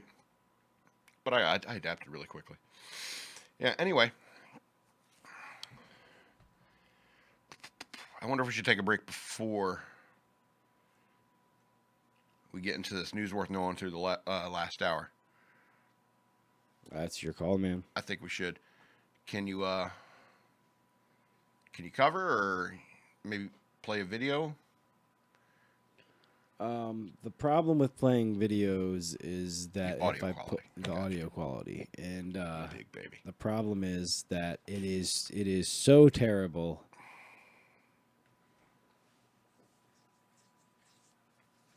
Well, I mean, the thing about the audio quality is that we can have no audio to the podcast. I don't care if it's horrible audio quality, as long as it gets to the podcast and the YouTube as well. I don't think you understand. I know that shit bothers you, but ladies and gentlemen, I hear it. I hear the hum. Okay? I get it. But ladies and gentlemen, if you want to not experience the hum, all you got to go is go and subscribe to my YouTube channel. And you won't have to hear that shit. Because this is a patchwork fly-by-night piece of thing. It's still gonna bleed through in the YouTube channel. It's everywhere. That hum is everywhere. That's fine. Okay, I don't care. not fine. I have to load up the. Just I have to load up show the- yourself on the screen and say, I am EK the DJ, and I do not approve this. This is terrible. What's the video I'm looking for? Let's do,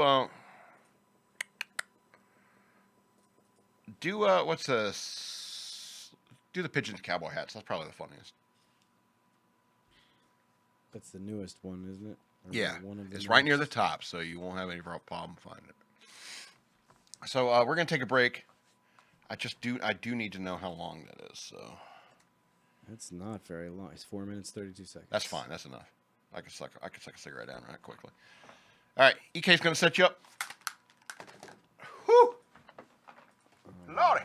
Let's see if I can make it work. We're gonna see what happens. Oh, failed to use YouTube video. Check the URL and try again. Let me try again.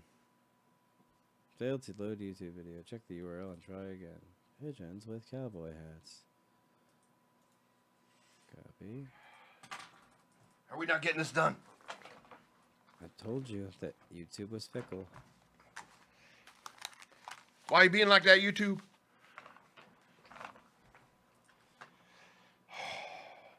We're gonna have to do something. Can you put up our sponsor? I'm trying one other thing.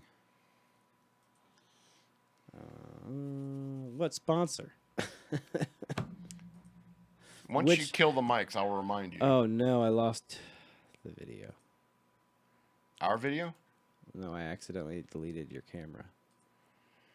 I'm trying to do too many. There we go. All right. So All right. I need to come back over here. And then we come back over here. And let's see if this works. Desktop. App window.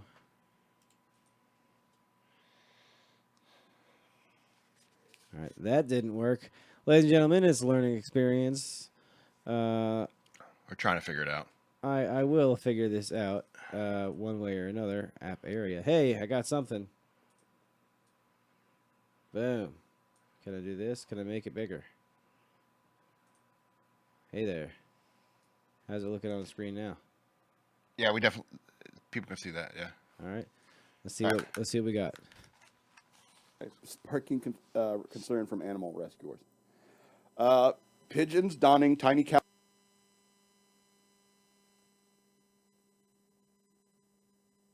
Anyway, let's go on to this next story. Pigeons wearing tiny cowboy hats pop up in Las Vegas. Nice. Sparking concern from animal rescuers. Pigeons donning tiny cowboy hats have been spotted in the Las Vegas area, and animal rescuers are searching for the culprit responsible for dressing up the small birds. This is not funny. I'm not laughing at this. It's hilarious.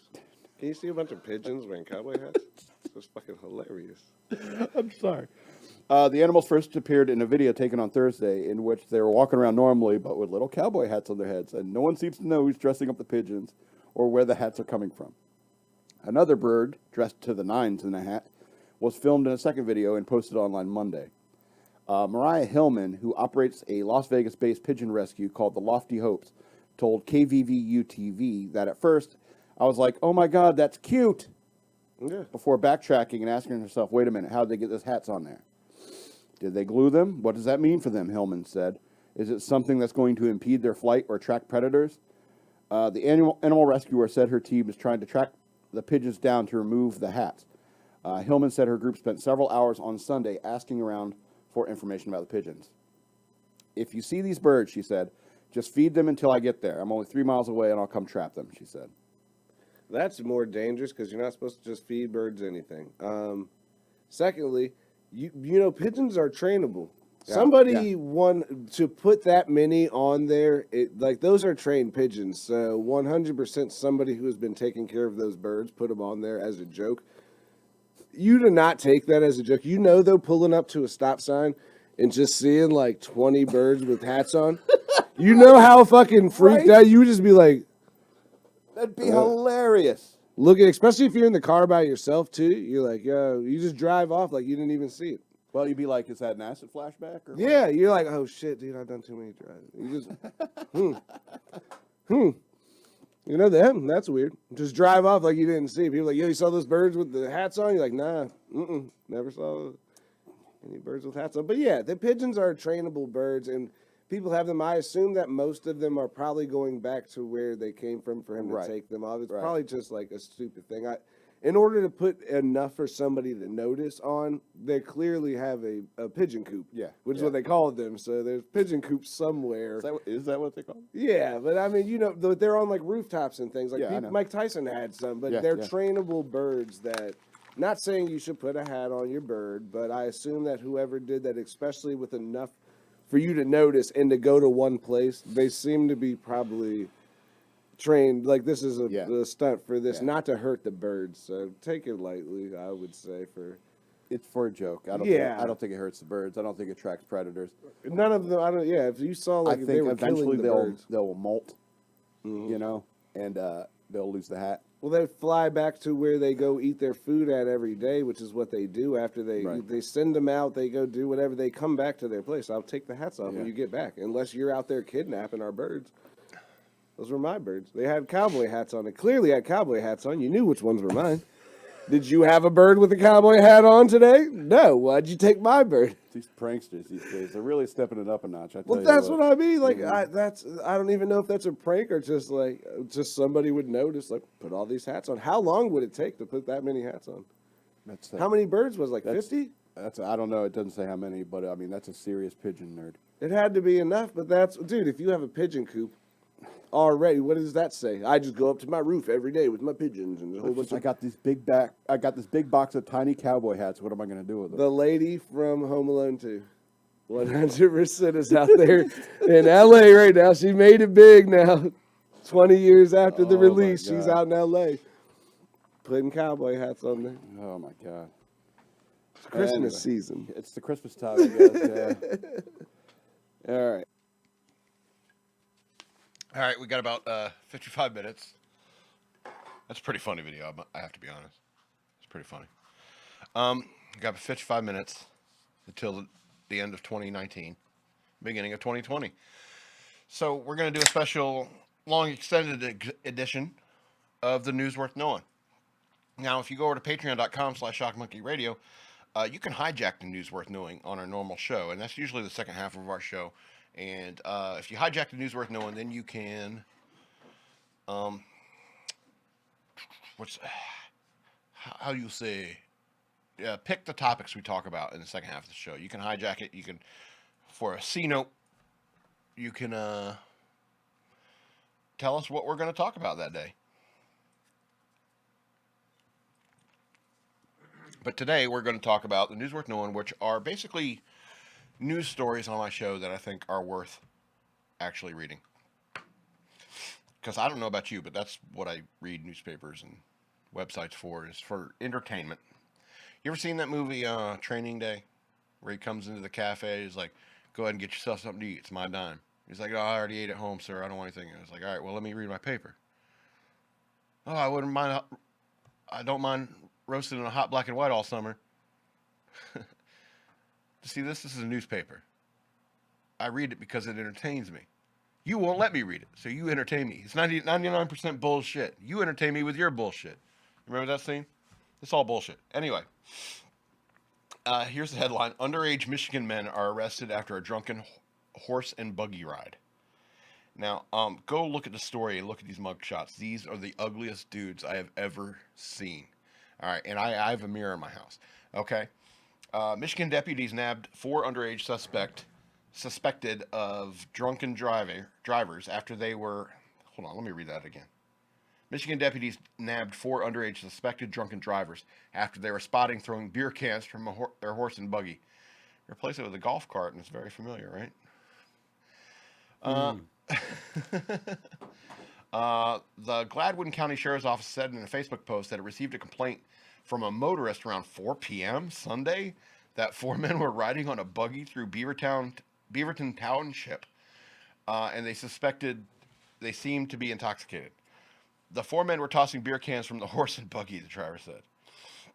According to the sheriff's office, when deputies found the buggy, the 4 were identified by the motorist. Initially, they gave the deputies false information about their ages and refused to give their names.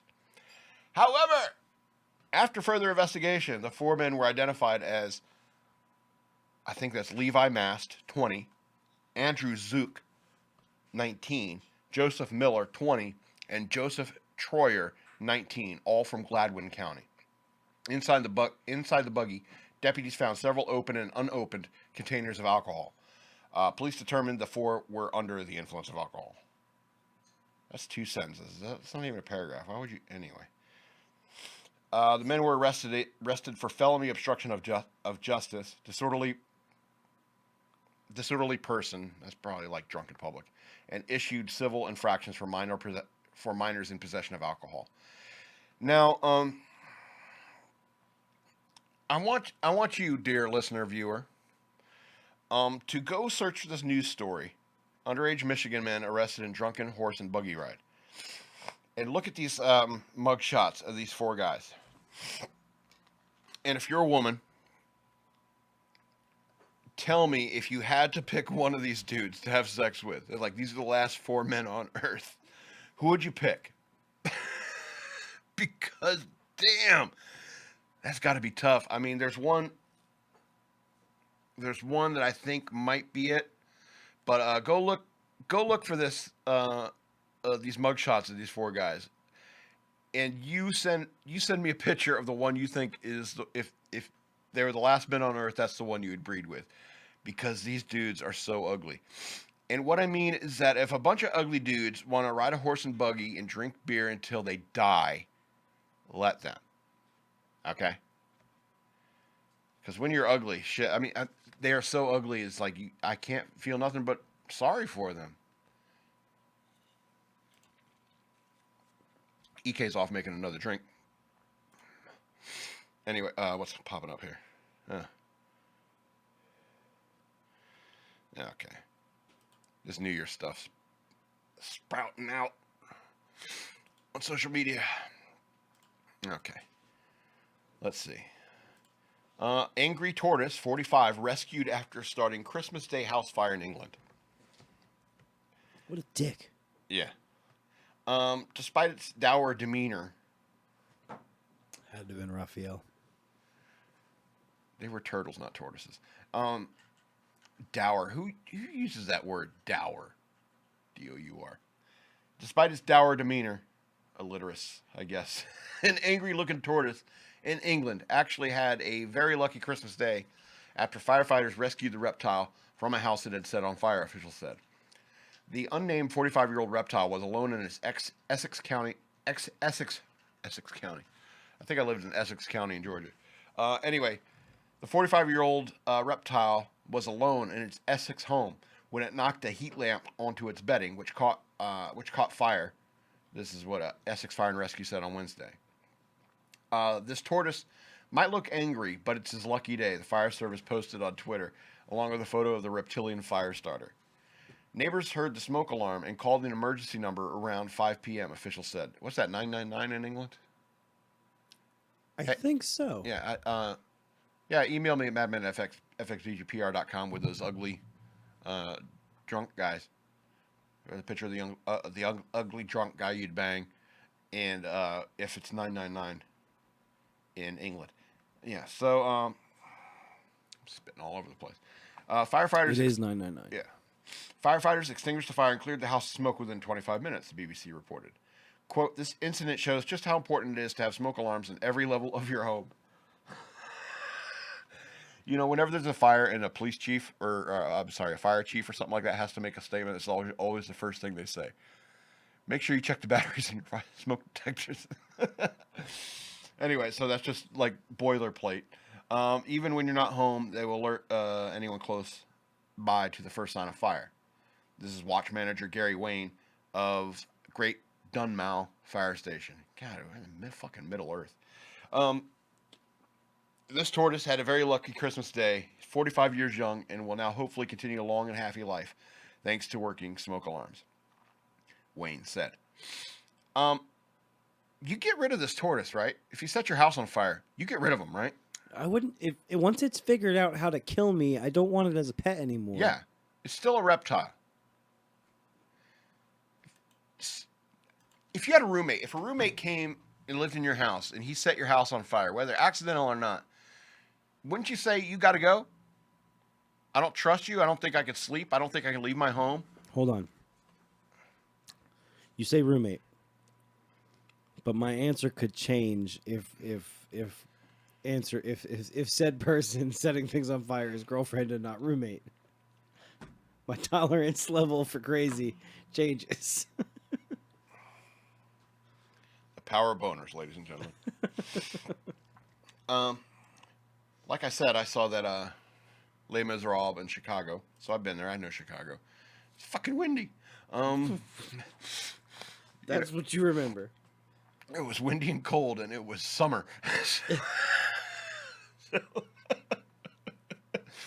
Anyway, so here's this headline.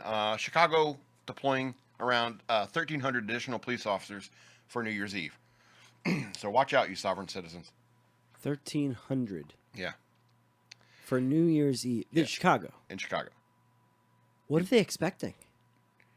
I don't know. Shootings? Yeah, like I mean, like this is what I'm saying. Like 1,300 additional. I'm guessing shootings Yeah, that's crazy. because I don't know if you know this. People die every day in gang warfare in Chicago. Liberal city, by the way. What's that? What's that? I don't think politics matters in the streets. Oh, it certainly does matter. I'm sorry. I'm sorry. Hold on. I can do that better. I don't think politics matters in the streets because you got to say it tougher. Put yourself in the corner or something like that. Change yourself out of a pack of cigarettes because transform. Transform. Because, you know, these liberal policies, it's like, what's the line from Batman Begins that I love? It's like Liam Neeson gives us, like, criminals mock society's laws. You know they this, live you know this outside better than of most. those laws, or they live to manipulate those laws. That's right. So, like the criminals that are in charge in Chicago. Well, if you had a proper gang task force, because your money is diverting, the money that the taxpayers pay is getting sent to law enforcement instead of safe places for people, heroin addicts to shoot up. Hey, well, we got to make sure the addicts get clean needles. It's like, hey, Chicago like at the center of all those police corruption and embezzlement and all that stuff in like in the 30s. I thought it was the 90s. And okay, you're right. But here's the thing: law enforcement I mean, you need to have like internal affairs. You need to have like corrupt. This is why like people shouldn't congregate in cities. It's like ever since the Industrial Revolution, people should have learned their lesson since the 1880s. So you should. Whenever there's a shitload of people, there's a shitload of crime. You know, if you're out here in the boondocks like us, crime is very rare because there's a lot of space between you and the average person. That's why people shouldn't live.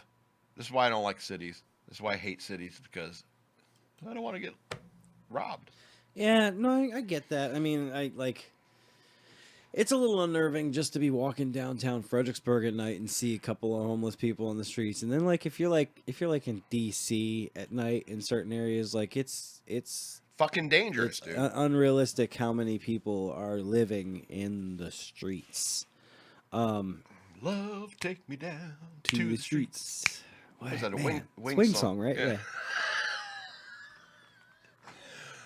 Hey, listener. Hey, viewer. There's about like 4% of you Who got that? who got that joke. And you're probably nerdy like us. We seem to have lost audio. What did you do? Oh no, I have audio.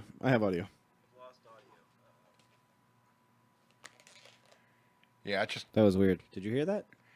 Did you hear the echo where it said you lost audio? Yeah. That was me pulling up the audio from the YouTube, and Okay, so we're still good. I think we're okay.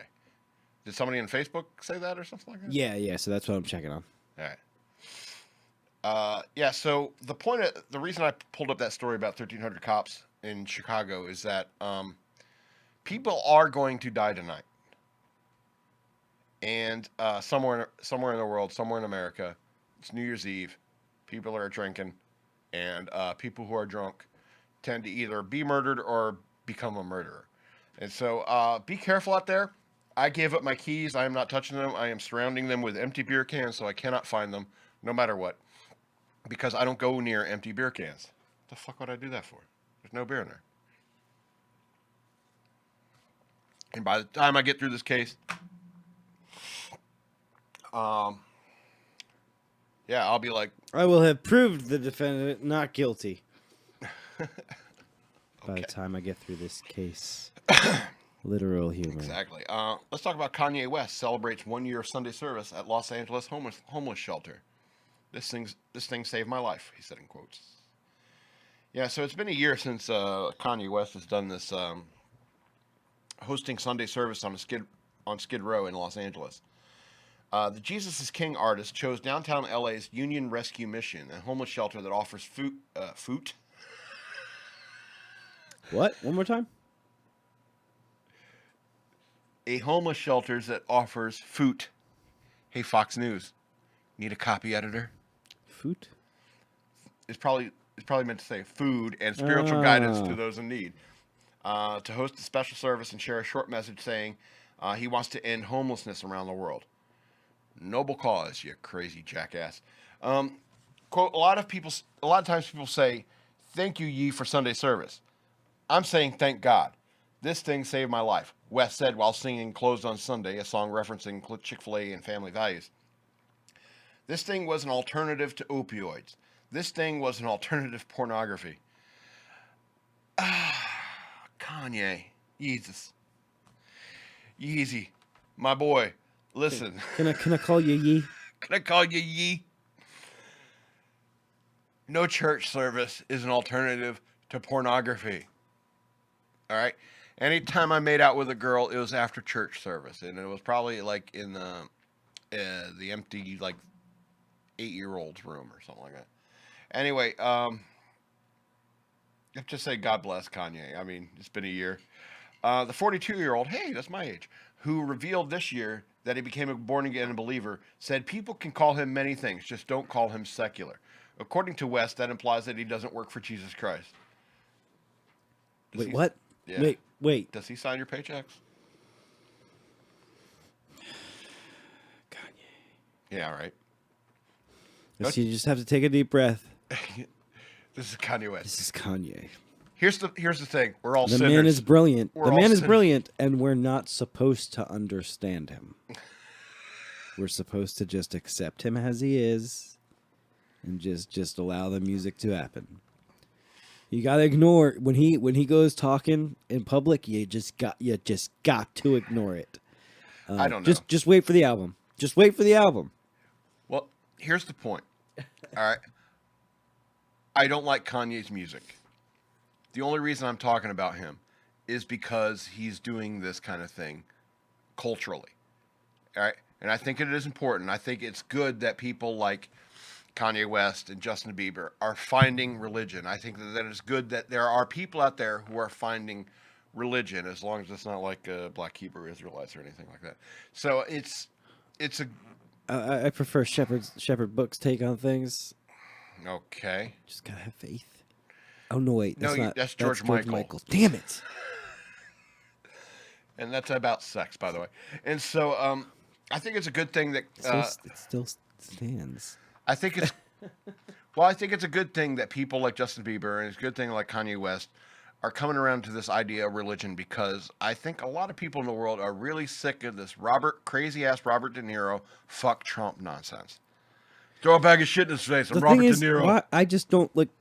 The thing is, celebrities in the entertainment industry, and I'm very much. My opinion is just my opinion. You know, it shouldn't affect anyone emotionally or in any way. It's just an opinion. I don't think celebrities should be sharing their political opinions Agreed. if they're in the entertainment world. Agreed. We watch you to escape from that. I don't want to hear I want Robert De Niro to be whatever role he is portraying on TV. Yeah. I love Green Day as a band. I don't want to hear. When was the last time Robert De Niro was on TV? I just don't want to hear. Well, the thing about Rage Against the Machine, they're an exception to the rule. Are they? Rage Against the Machine they've always been political though. The band has always been political, so it's acceptable if you tune in from the beginning and you accept that's what that music is. Then it's okay. But when bands get political, it's like, why? Your music was good, and like people like Barbra Streisand and Cher, and I know that these are not your favorite artists, but I'm just saying, like Barbra Streisand and Cher, they're mega artists that have huge followings on both sides of the fence. Yeah. When you as an artist make the bold statement of, you know, if the right, or if you vote for the right, then you're this, or if Trump wins and I'm moving this, like you realize that you're alienating half of your fans. And if you don't care about alienating half of your fans, that's fine if that's your prerogative. Here's my point: is that what should be in the comments of my videos, what should be in the comment or the emails I get to madman@fxbgpr.com is, Madman, you are just as wrong for giving a shit about what Kanye West says in the news as somebody who says you should listen to what Janine Garofalo says about politics and stuff like that. Absolutely. You're absolutely right. And it's just like those walk away people, the hashtag walk away people, and say, if you're going to say, I will never vote for a Democrat again, you're missing the point. You know, you got to listen to who's making sense, because there probably will come a day one day where the Democrats are far more sane than the right. It happens. The power shifts. Identity shift, you know. And I'm just as wrong for promoting Kanye West by talking about him as somebody who is promoting Joy Behar or what's his name, Cenk Jank or whatever from the Wild Turks. Apparently, that's Wild Turks. I'm completely unfamiliar. Yeah, I know. Never heard about him until Steven Crowder started talking about him. Really? Yeah, I'm not. Okay. I'm out of touch with a lot of things politically because I disengage. I think that both sides are stupid. It's a giant tug of war game, and it's all about manipulating our pockets. This reminds me of a conversation I had at work. It was like, oh man, this what was his name? Nick Fuentes confronted Ben Shapiro I'm laughing at my phone, right? I'm reading stuff on my phone. And my coworker says, "What are you laughing at?" It was like, Nick Fuentes confronted Ben Shapiro in front of Florida, started yelling at him and stuff like that. And he's like, "Who the fuck are those people?" No idea. No idea what you're talking about. Completely out of touch. Yeah, and it's like, dude, what is it like? It's like, I've been reading newspapers since I could read. And so, I mean, how... And he's like, what is it like living in your mind where you just don't give a shit about all this political stuff? It's not even that I don't give a shit. It's that I don't want to argue with human beings that I care about. I think that's because you're bad at that. What do you mean? Bad about arguing with people? Yeah, you're bad at arguing with people politically. I don't want to argue with people politically. The thing is, I've seen you do it, and you're bad at it. Well, the thing is, I don't care what your opinion is, and I say that from as loving a place as I can, but like, my political opinions are my political opinions.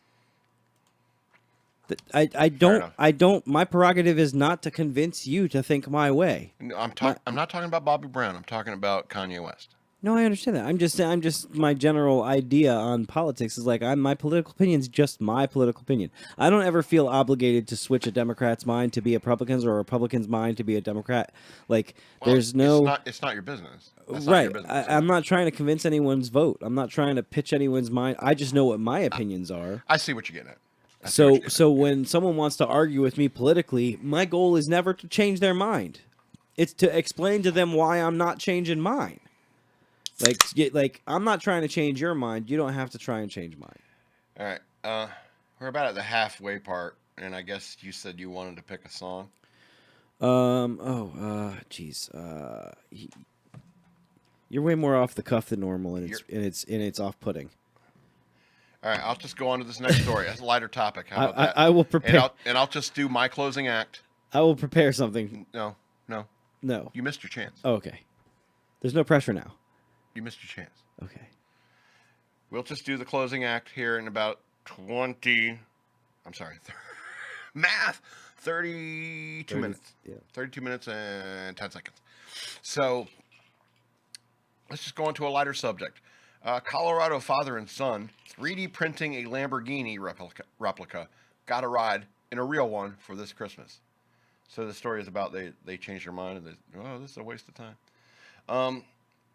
A Colorado father and son 3D printing a replica of a Lamborghini supercar became social media stars this year as they began sharing updates of their project on social media.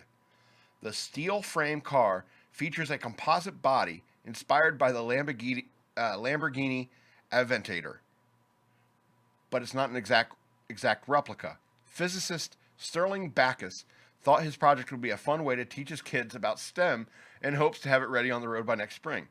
But when the folks at Lamborghini heard about the project, they had a different idea. Okay, this is getting a little complicated now, isn't it? Rather than to try to shut the project down for violating intellectual property rights, the automaker called Backus and suggested they surprise his son Xander by replacing the custom with an actual $417,000 Aventador S for this for a day as a Christmas gift. Nice. Are they allowed to do that? Of course, they're Lamborghini. It's their fucking car. Of course they can do that.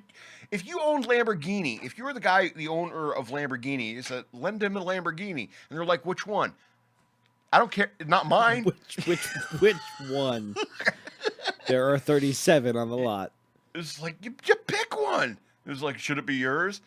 Do you think it'd mean more if the guy who owned Lamborghini loaned you his car, like it was his personal car, and you went in there and it had his like old McDonald's wrapper stuffed in the back, in between the seat and stuff like that? My mind would be so blown. Like, I think that would be more valuable than any car I could possibly borrow. Because of the McDonald's wrappers, because this dude. I'd be taking pictures. Like this crazy. is how he lives. I'd I'd be taking videos.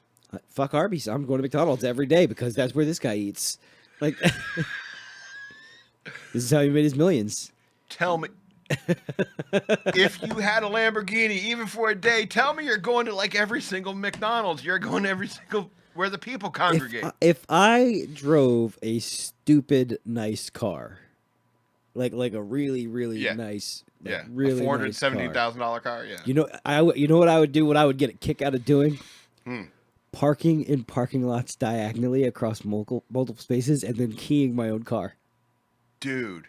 And then like wasn't me. as people are walking by, like look at this asshole! I can't believe some asshole would park like that. And then I would key my car and pretend like it wasn't mine, and I would look like a badass. I kind of get that. I really do. Because I'd probably rant right next to it. I'd park it in the parking lot. I'd walk over to a different area. And then walk up and be like, look at this guy. Look at this motherfucker. I don't care how much you spend on this car. Fuck you, pal. And like key the car, yep. Yeah. Because if I was a mega millionaire. Well, I would sell the carbon-based the carbon fiber based Lamborghini with a Corvette engine I just built with my son. I'd Right. sell that. I'd sell that to pay for the damage to the. It would to be the so Lamborghini. worth it to just like, Oh yeah. and like I would park Oh, yeah. diagonally next to like someone else that Yeah. parked like that, and like instead of attacking their car, attack my car, and wait for them to come out to be like, it's like, dude, Yeah. is that your car? Yeah. You're next. Like, What was that show on Netflix where the people all had that mental connection all over the world? What was that one? oh, there's so many great Netflix shows. Anyway, there was a scene where they're like, they cut the lines to this nice car. They got this nice car, and they cut the lines, and like it distracted all the men. It was like, oh, the real nice car is smoking. Like nobody can. All the men are focused on that. They're like, no, the Lamborghini's messed up. No. Sense8. Sense8, that's the one. There was a scene where they like had this real nice Lamborghini, or maybe it was a Ferrari. I can't remember.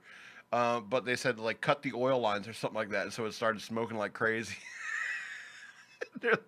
And they're trying to break into this like Middle Eastern compound, and all these people are looking at this nice car, and they're like, oh no, let's all figure out how to fix this fucking Ferrari or Lamborghini.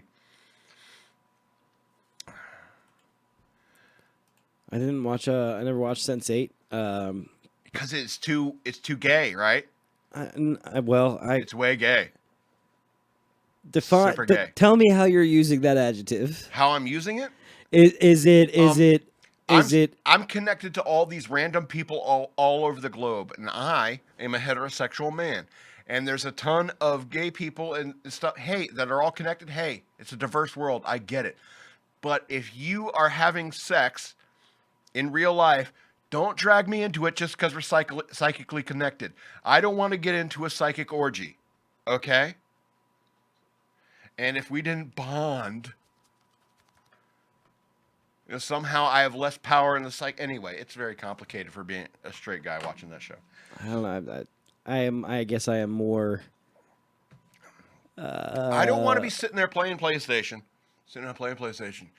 Kill that fucker. He's been fragging me all day. Grenade, bitch, grenade. Then all of a sudden, gay sex pops into my mind because I'm connected psychically to somebody who's gay in Spain. It's like, I don't want to see that. And then some Indian girl is like, oh, that looks like Lord Ganesh. Look at where your head is going, though. Like, if you're connected to... How many people are you connected to at any given time? It's like a dozen or 8, or I think it's 8. Right, so you're connected to 8 other people at any given time. Dozen? You mean to tell me if there's... Or a dozen other people, however many people. You mean to tell me if one of those people was getting laid, and it's the kind of getting laid that you're not into, you couldn't focus on one of the 9 other minds? You couldn't take your mind off of that one? You're so distracted by that one. There's one scene... You have to watch the show. I don't understand. Because here's the thing. If that happened to me once where like these 2 gay guys start having sex with each other. If that's not what you're into, it should be easy to focus on something else. Fair enough. I know how to focus. Believe me, I know how to focus. But what I'm saying is that if that started happening, if I get dragged into these, let's say, other than lesbian encounters, I wouldn't want to participate mentally in that. However, I would get pissed off and I'd be like, I would start masturbating in strange places just to fuck with them. But okay, All right. So now you're taking it to a whole nother. See, Barry's coming out because you're getting weird. So now you're being vindictive because look, you put that image in my mind. So now I'm gonna put crazy images in your mind. So now I'm gonna go into this porta-john and be lewd because No. No, I'm talking about like squatting in my No, you know what? No, you don't have to get any more I don't want to specific. describe it. That was enough. Squatting in my is the stopping point. squatting in my laundry room. This is on the public radio main page. All right. Squatting in my is enough of us. That's a good. Bare ass naked with all my knives out and a bunch of whetstones, just pounding one out. You know what I mean? Just because they dragged me into the gay sex. The gay sex. Why do you like?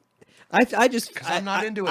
I think I would have to see the show to understand because I feel like if you're not into it, it should be easy to put it out of your mind. It should be easy to compartmentalize. There's one specific. I guess I'm going to be whittling now because there's one Frank's specific getting busy. episode where like they all kind of got into it, and I'm not into all that. Anyway, you got to watch Sense8 if. I've so you never understand. never seen it, so, So you don't know what you're talking yeah, about. I really don't. But I don't know. I'm just trying to think of like, see, I go to a different place in my head. Like of course you do. that's where you go because that's for whatever reason that's the fear that first comes to your mind. But I'm thinking like, what if one of these people You have is to like, see the show. If you get dragged into this, you're I'm not familiar with the show. I get You're- that, but you- like based you on are the premise, you are forced to experience this with them. I get that, and so I'm more concerned about someone being a murderer.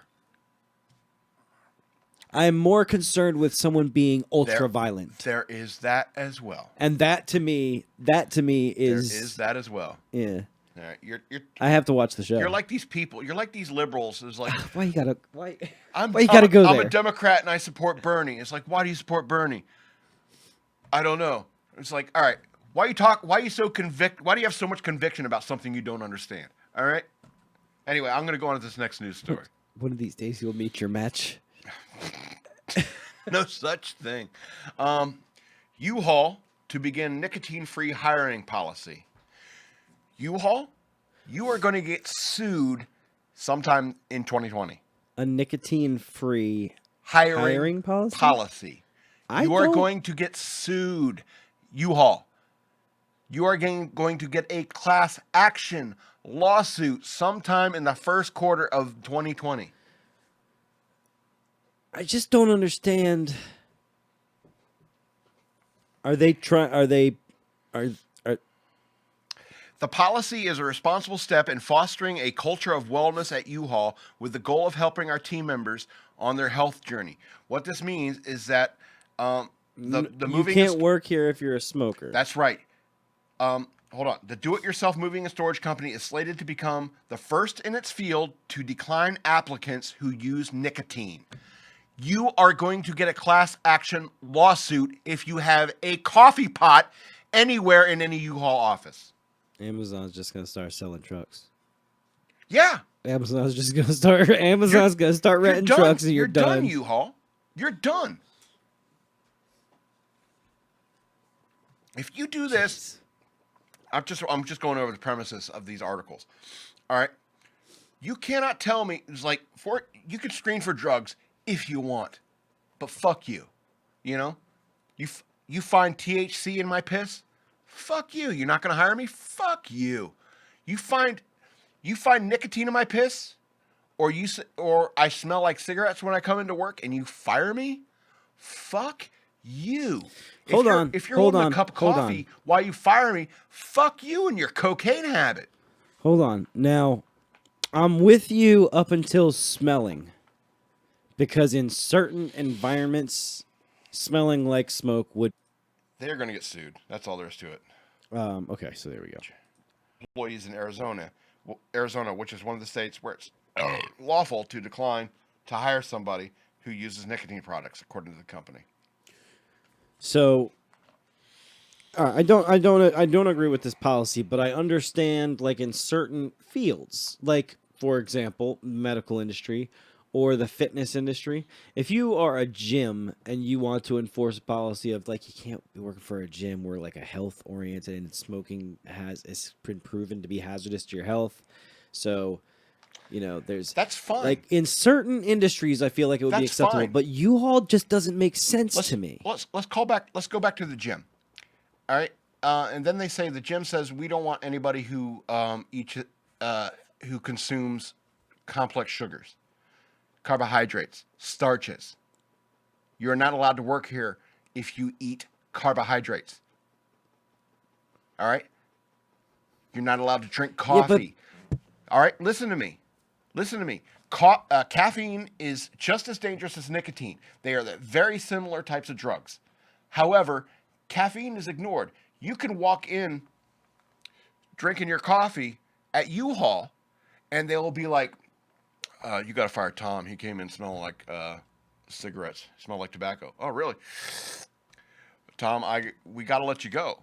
I mean, the insecticide that you ingest is different than this insecticide that I ingest. I immediately disagree with your logic. Why? Because you're using the coffee thing, and it's irrelevant. It is not irrelevant. It is. It's I'll put it like this: it's just as irrelevant as nicotine. It's irrelevant because it's not the rule in place. What rule in place? If the rule we're talking about, what rule? if the rule we're talking about is What that rule? if you let me finish a sentence instead of interrupting me twice in a row, Tom, shots fired. If the rule that they're trying to enforce is we're not going to hire you if you smoke, or if we find out you're smoking, we're going to fire you. If that's the rule that the company enforces, Yes. that caffeine is irrelevant No, it is not. because it's not the rule. How is it relevant? Because caffeine. It's not on the table as being something that is fireable. So to compare one to the other is irrelevant. I don't think The so. argument needs to stand on its own. No, caffeine is a It's a stimulant, Stimulant of the whereas nervous nicotine system. is a depressant. No, it is not. It's a stimulant of the nervous system. I thought It is- nicotine was a No, depressant. it's the same fucking category. It's the same fucking similar drug. They are both stimulants. And my point is that Are those if fireworks or some people shooting at us? it's probably fireworks. My point is that the argument on the table is nicotine. You come into the environment. This is a policy that's an open policy. This is you know that U-Haul has this policy.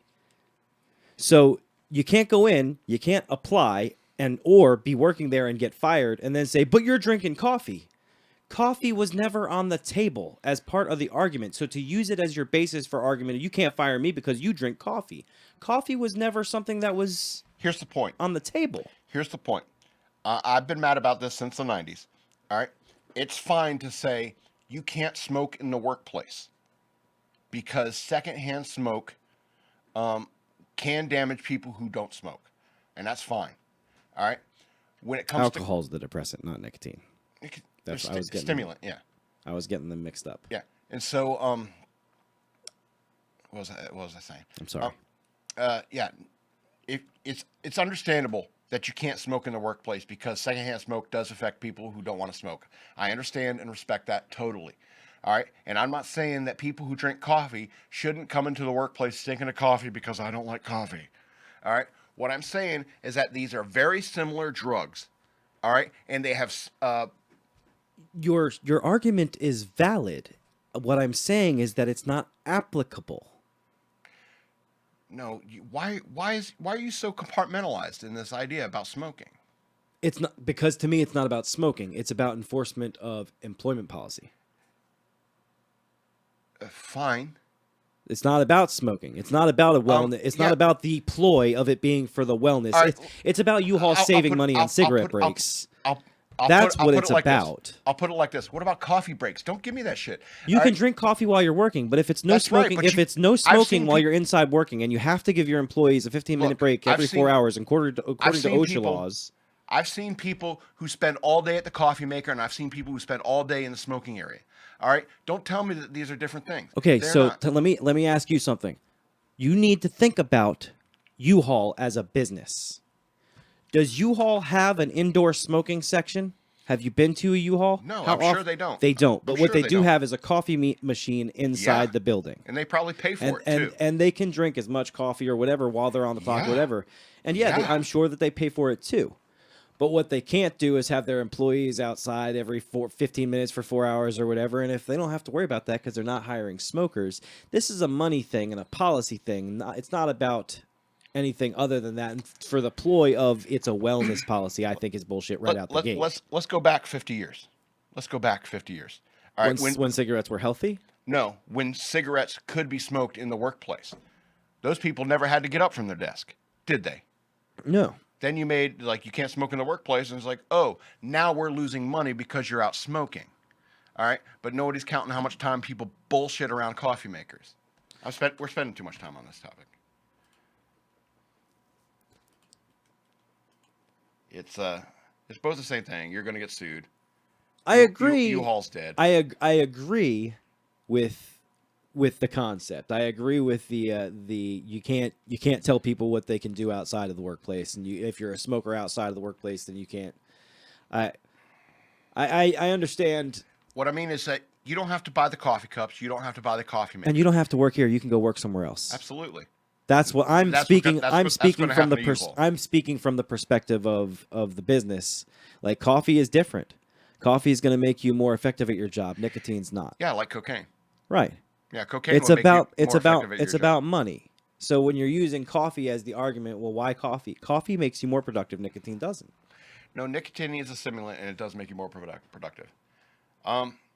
Let's talk about an interesting snowflake. What do you think? I just know that that's We'll got. argue with I this just later. I just know This that isn't good- interesting. This isn't good. This isn't good I podcast. just know that interesting snowflake has a double meaning. No, it's funny.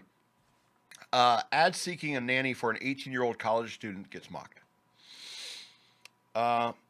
Those seeking a side hustle this new year may be amused to explore an online ad looking for a nanny for an 18-year-old college student in England. The unbelievable inquiry for part-time help was posted to Indeed earlier this week in a request that has reportedly since been mocked on social media. According to news agency Southwest News Service (SWNS), an anonymous concerned parent is seeking someone to help cook and clean at their daughter's lovely apartment while the young woman, a first-year law undergraduate at the University of Leeds in West Yorkshire, focuses on her very intense academic pursuits.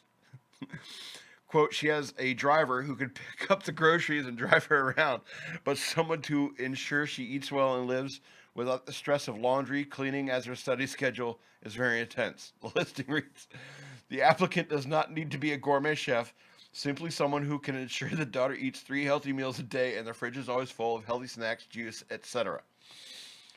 She is Canadian and she needs someone to cook and clean for her and lives in a 2-bedroom apartment in Leeds City Center with a full kitchen, and it's a lovely apartment. The family is also looking for someone with at least 1 year babysitting experience for the part-time.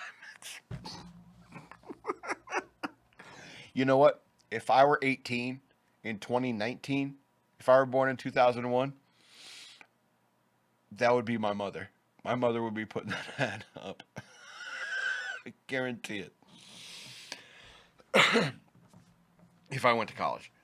I did go to college, but it was a community college, and it doesn't really matter. So here's the thing about you snowflakes out there. Shit, man. It's like, I know it's hard. I know it's hard to transition into the world of adults. But you need to get out there. You need to... I think the military was a good choice for me because it just kind of throws you into it, you know? It's like that Bert Kreischer thing where it's like, at some point you realize the dice have been rolled, you know? You're in it. You gotta either face it like a Viking or cry like a bitch. I cry like a bitch afterwards. I think I hurt Eric's feelings. I just don't have an opinion on this one. Okay. I mean, Would if you my got a kid, valet? if my college? kid, if my kid got into law school and I was wealthy, I might be offering I might be offering a Craigslist ad like this. If I had an ass load of money to piss away and Luca got into med school and I wanted him to focus on his studies, yeah, hey, I'm taking out an ad. I'll pay you, cook and clean for my son so he can keep his grades up. If I had the money. But don't you think an 18-year-old... If would my be- son busted his balls and got into law school or med school, he did work hard. He did earn a little. Look, yeah, why don't you keep on with those studies? Why don't you keep on with those scholarships? Keep on. You say, I'm sure that kid, that law student. They're super embarrassed right now? Sure. Okay. I'm sure they're super embarrassed right now, but I'm just saying, I'm sure that in the eyes of their parents, like this is not a. I want to spoil my son, and if I was wealthy, and he got into med school. You know you're doing him no favors by doing that, right? If he got into med school, I did something right. Fair enough. And but if he got into med school and I decided to reward him with, look, you did so good, you got into med school. Guess what? I'm going to have somebody cook and clean your place so you can keep those grades up. If your grades slip, though... All right, we only got a few minutes left. I want to touch on a couple of these stories here. A Texas boy set his front yard on fire when he got a magnifying glass for Christmas. I don't know if you've seen that story. I've done that. It's like, what do you expect? What do you expect? It's like, you'll shoot your eye out. You'll burn the lawn down. I mean, yeah, it was a 12-year-old boy in Texas. Their front yard went up in flames on Christmas Day because he used it to burn grass. She's an interior designer. Nissa Lynn Parson shared on Facebook how her family's Christmas Day was memorable to say the least after her 12-year-old son used a magnifying glass he received as a present to try to light things on fire. What did you expect? It was a 12-year-old boy. Anyway. A British lawyer claims he killed a fox with a baseball bat while wearing his wife's kimono. Now because he's British, people are giving him a whole bunch of shit because he killed a fox, not because he was wearing a kimono.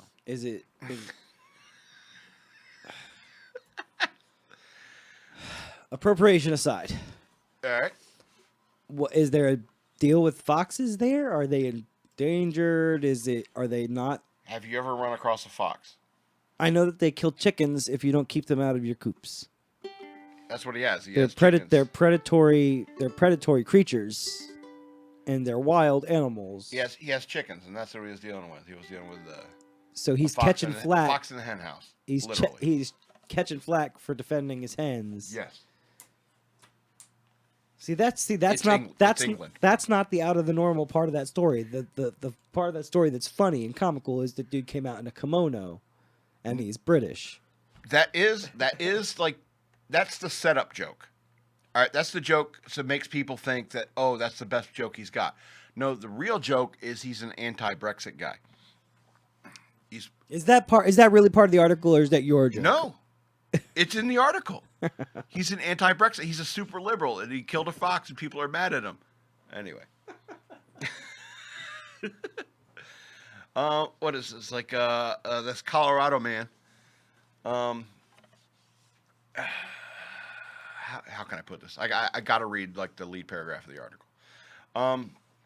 Todd Shelton, 36, was caught trying to break in a car in Jefferson County earlier this month.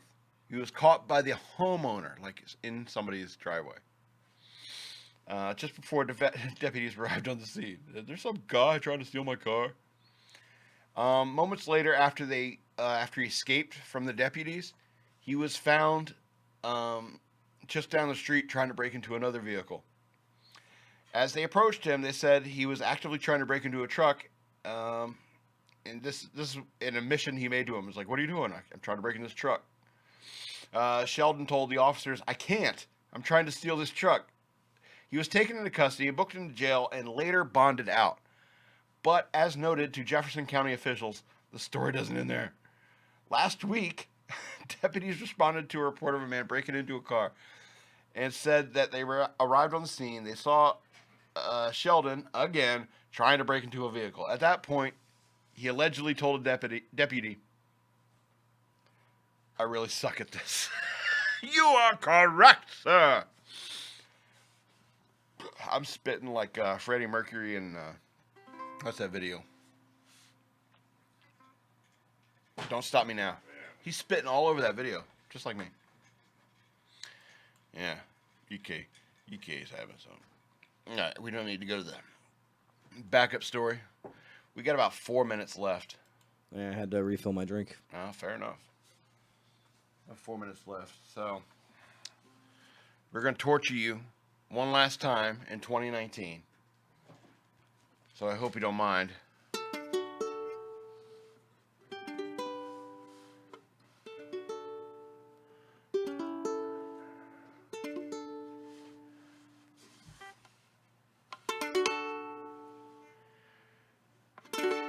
Well, you wake up in the morning, you hear the work bell ring, and they march you to the table. You hear the same old thing. Ain't no food upon the table. Ain't no pork up in the pan. But you better not complain, boy. You get in trouble with a man. And let the midnight special shine a light on me. Let the midnight special shine a light on me. I'm drunk. Let the midnight special shine a light on me. Let the midnight special shine a light on me. Yonder come Miss Rosie. How in the world did you know? By the way she wears her apron and the clothes she wore.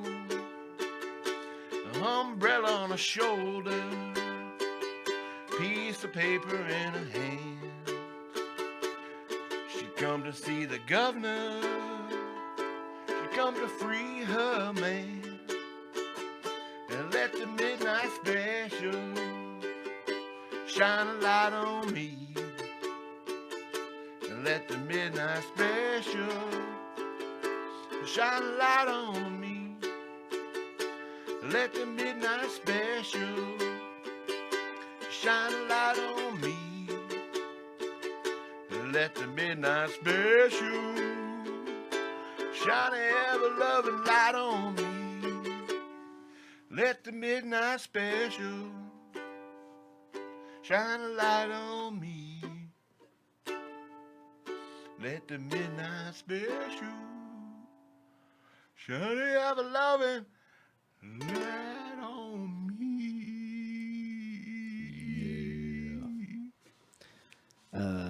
So we got about a 10-second delay. Oop, turned the effect off there. Got about a 10-second delay. So when it's 11:59, or wait, when it's 11:59:49, It's actually it's like 1 second to midnight. But by the time our viewers, because there's a 10-second delay at least. oh, we could have played it like a what was it, Iron Maiden? 2 minutes to midnight. No, what I'm saying, like right now it's 10 seconds. But well, I mean, by the time the delay gets there, we're gonna go by our clock though. Are we? Should we? Should I we? mean, Happy New Year. Happy New Year. Happy New Year. We'll say it again in another 10 seconds. And just in case. And then in another hour or so, and then an hour after that. We'll do Mountain Time Central. Happy New Year. Happy New Year. We, Um, yeah, I really need to pee and have a cigarette. thank you So- for tuning in if you tuned in. Yeah, thank you for tuning in. Please share, like it, subscribe, become a patron over patreon.com. This has been a Shock Monkey Radio special production. I'm the Madman and I love you. And I'm EK, and I'm in the background. Bye, everybody. Bye.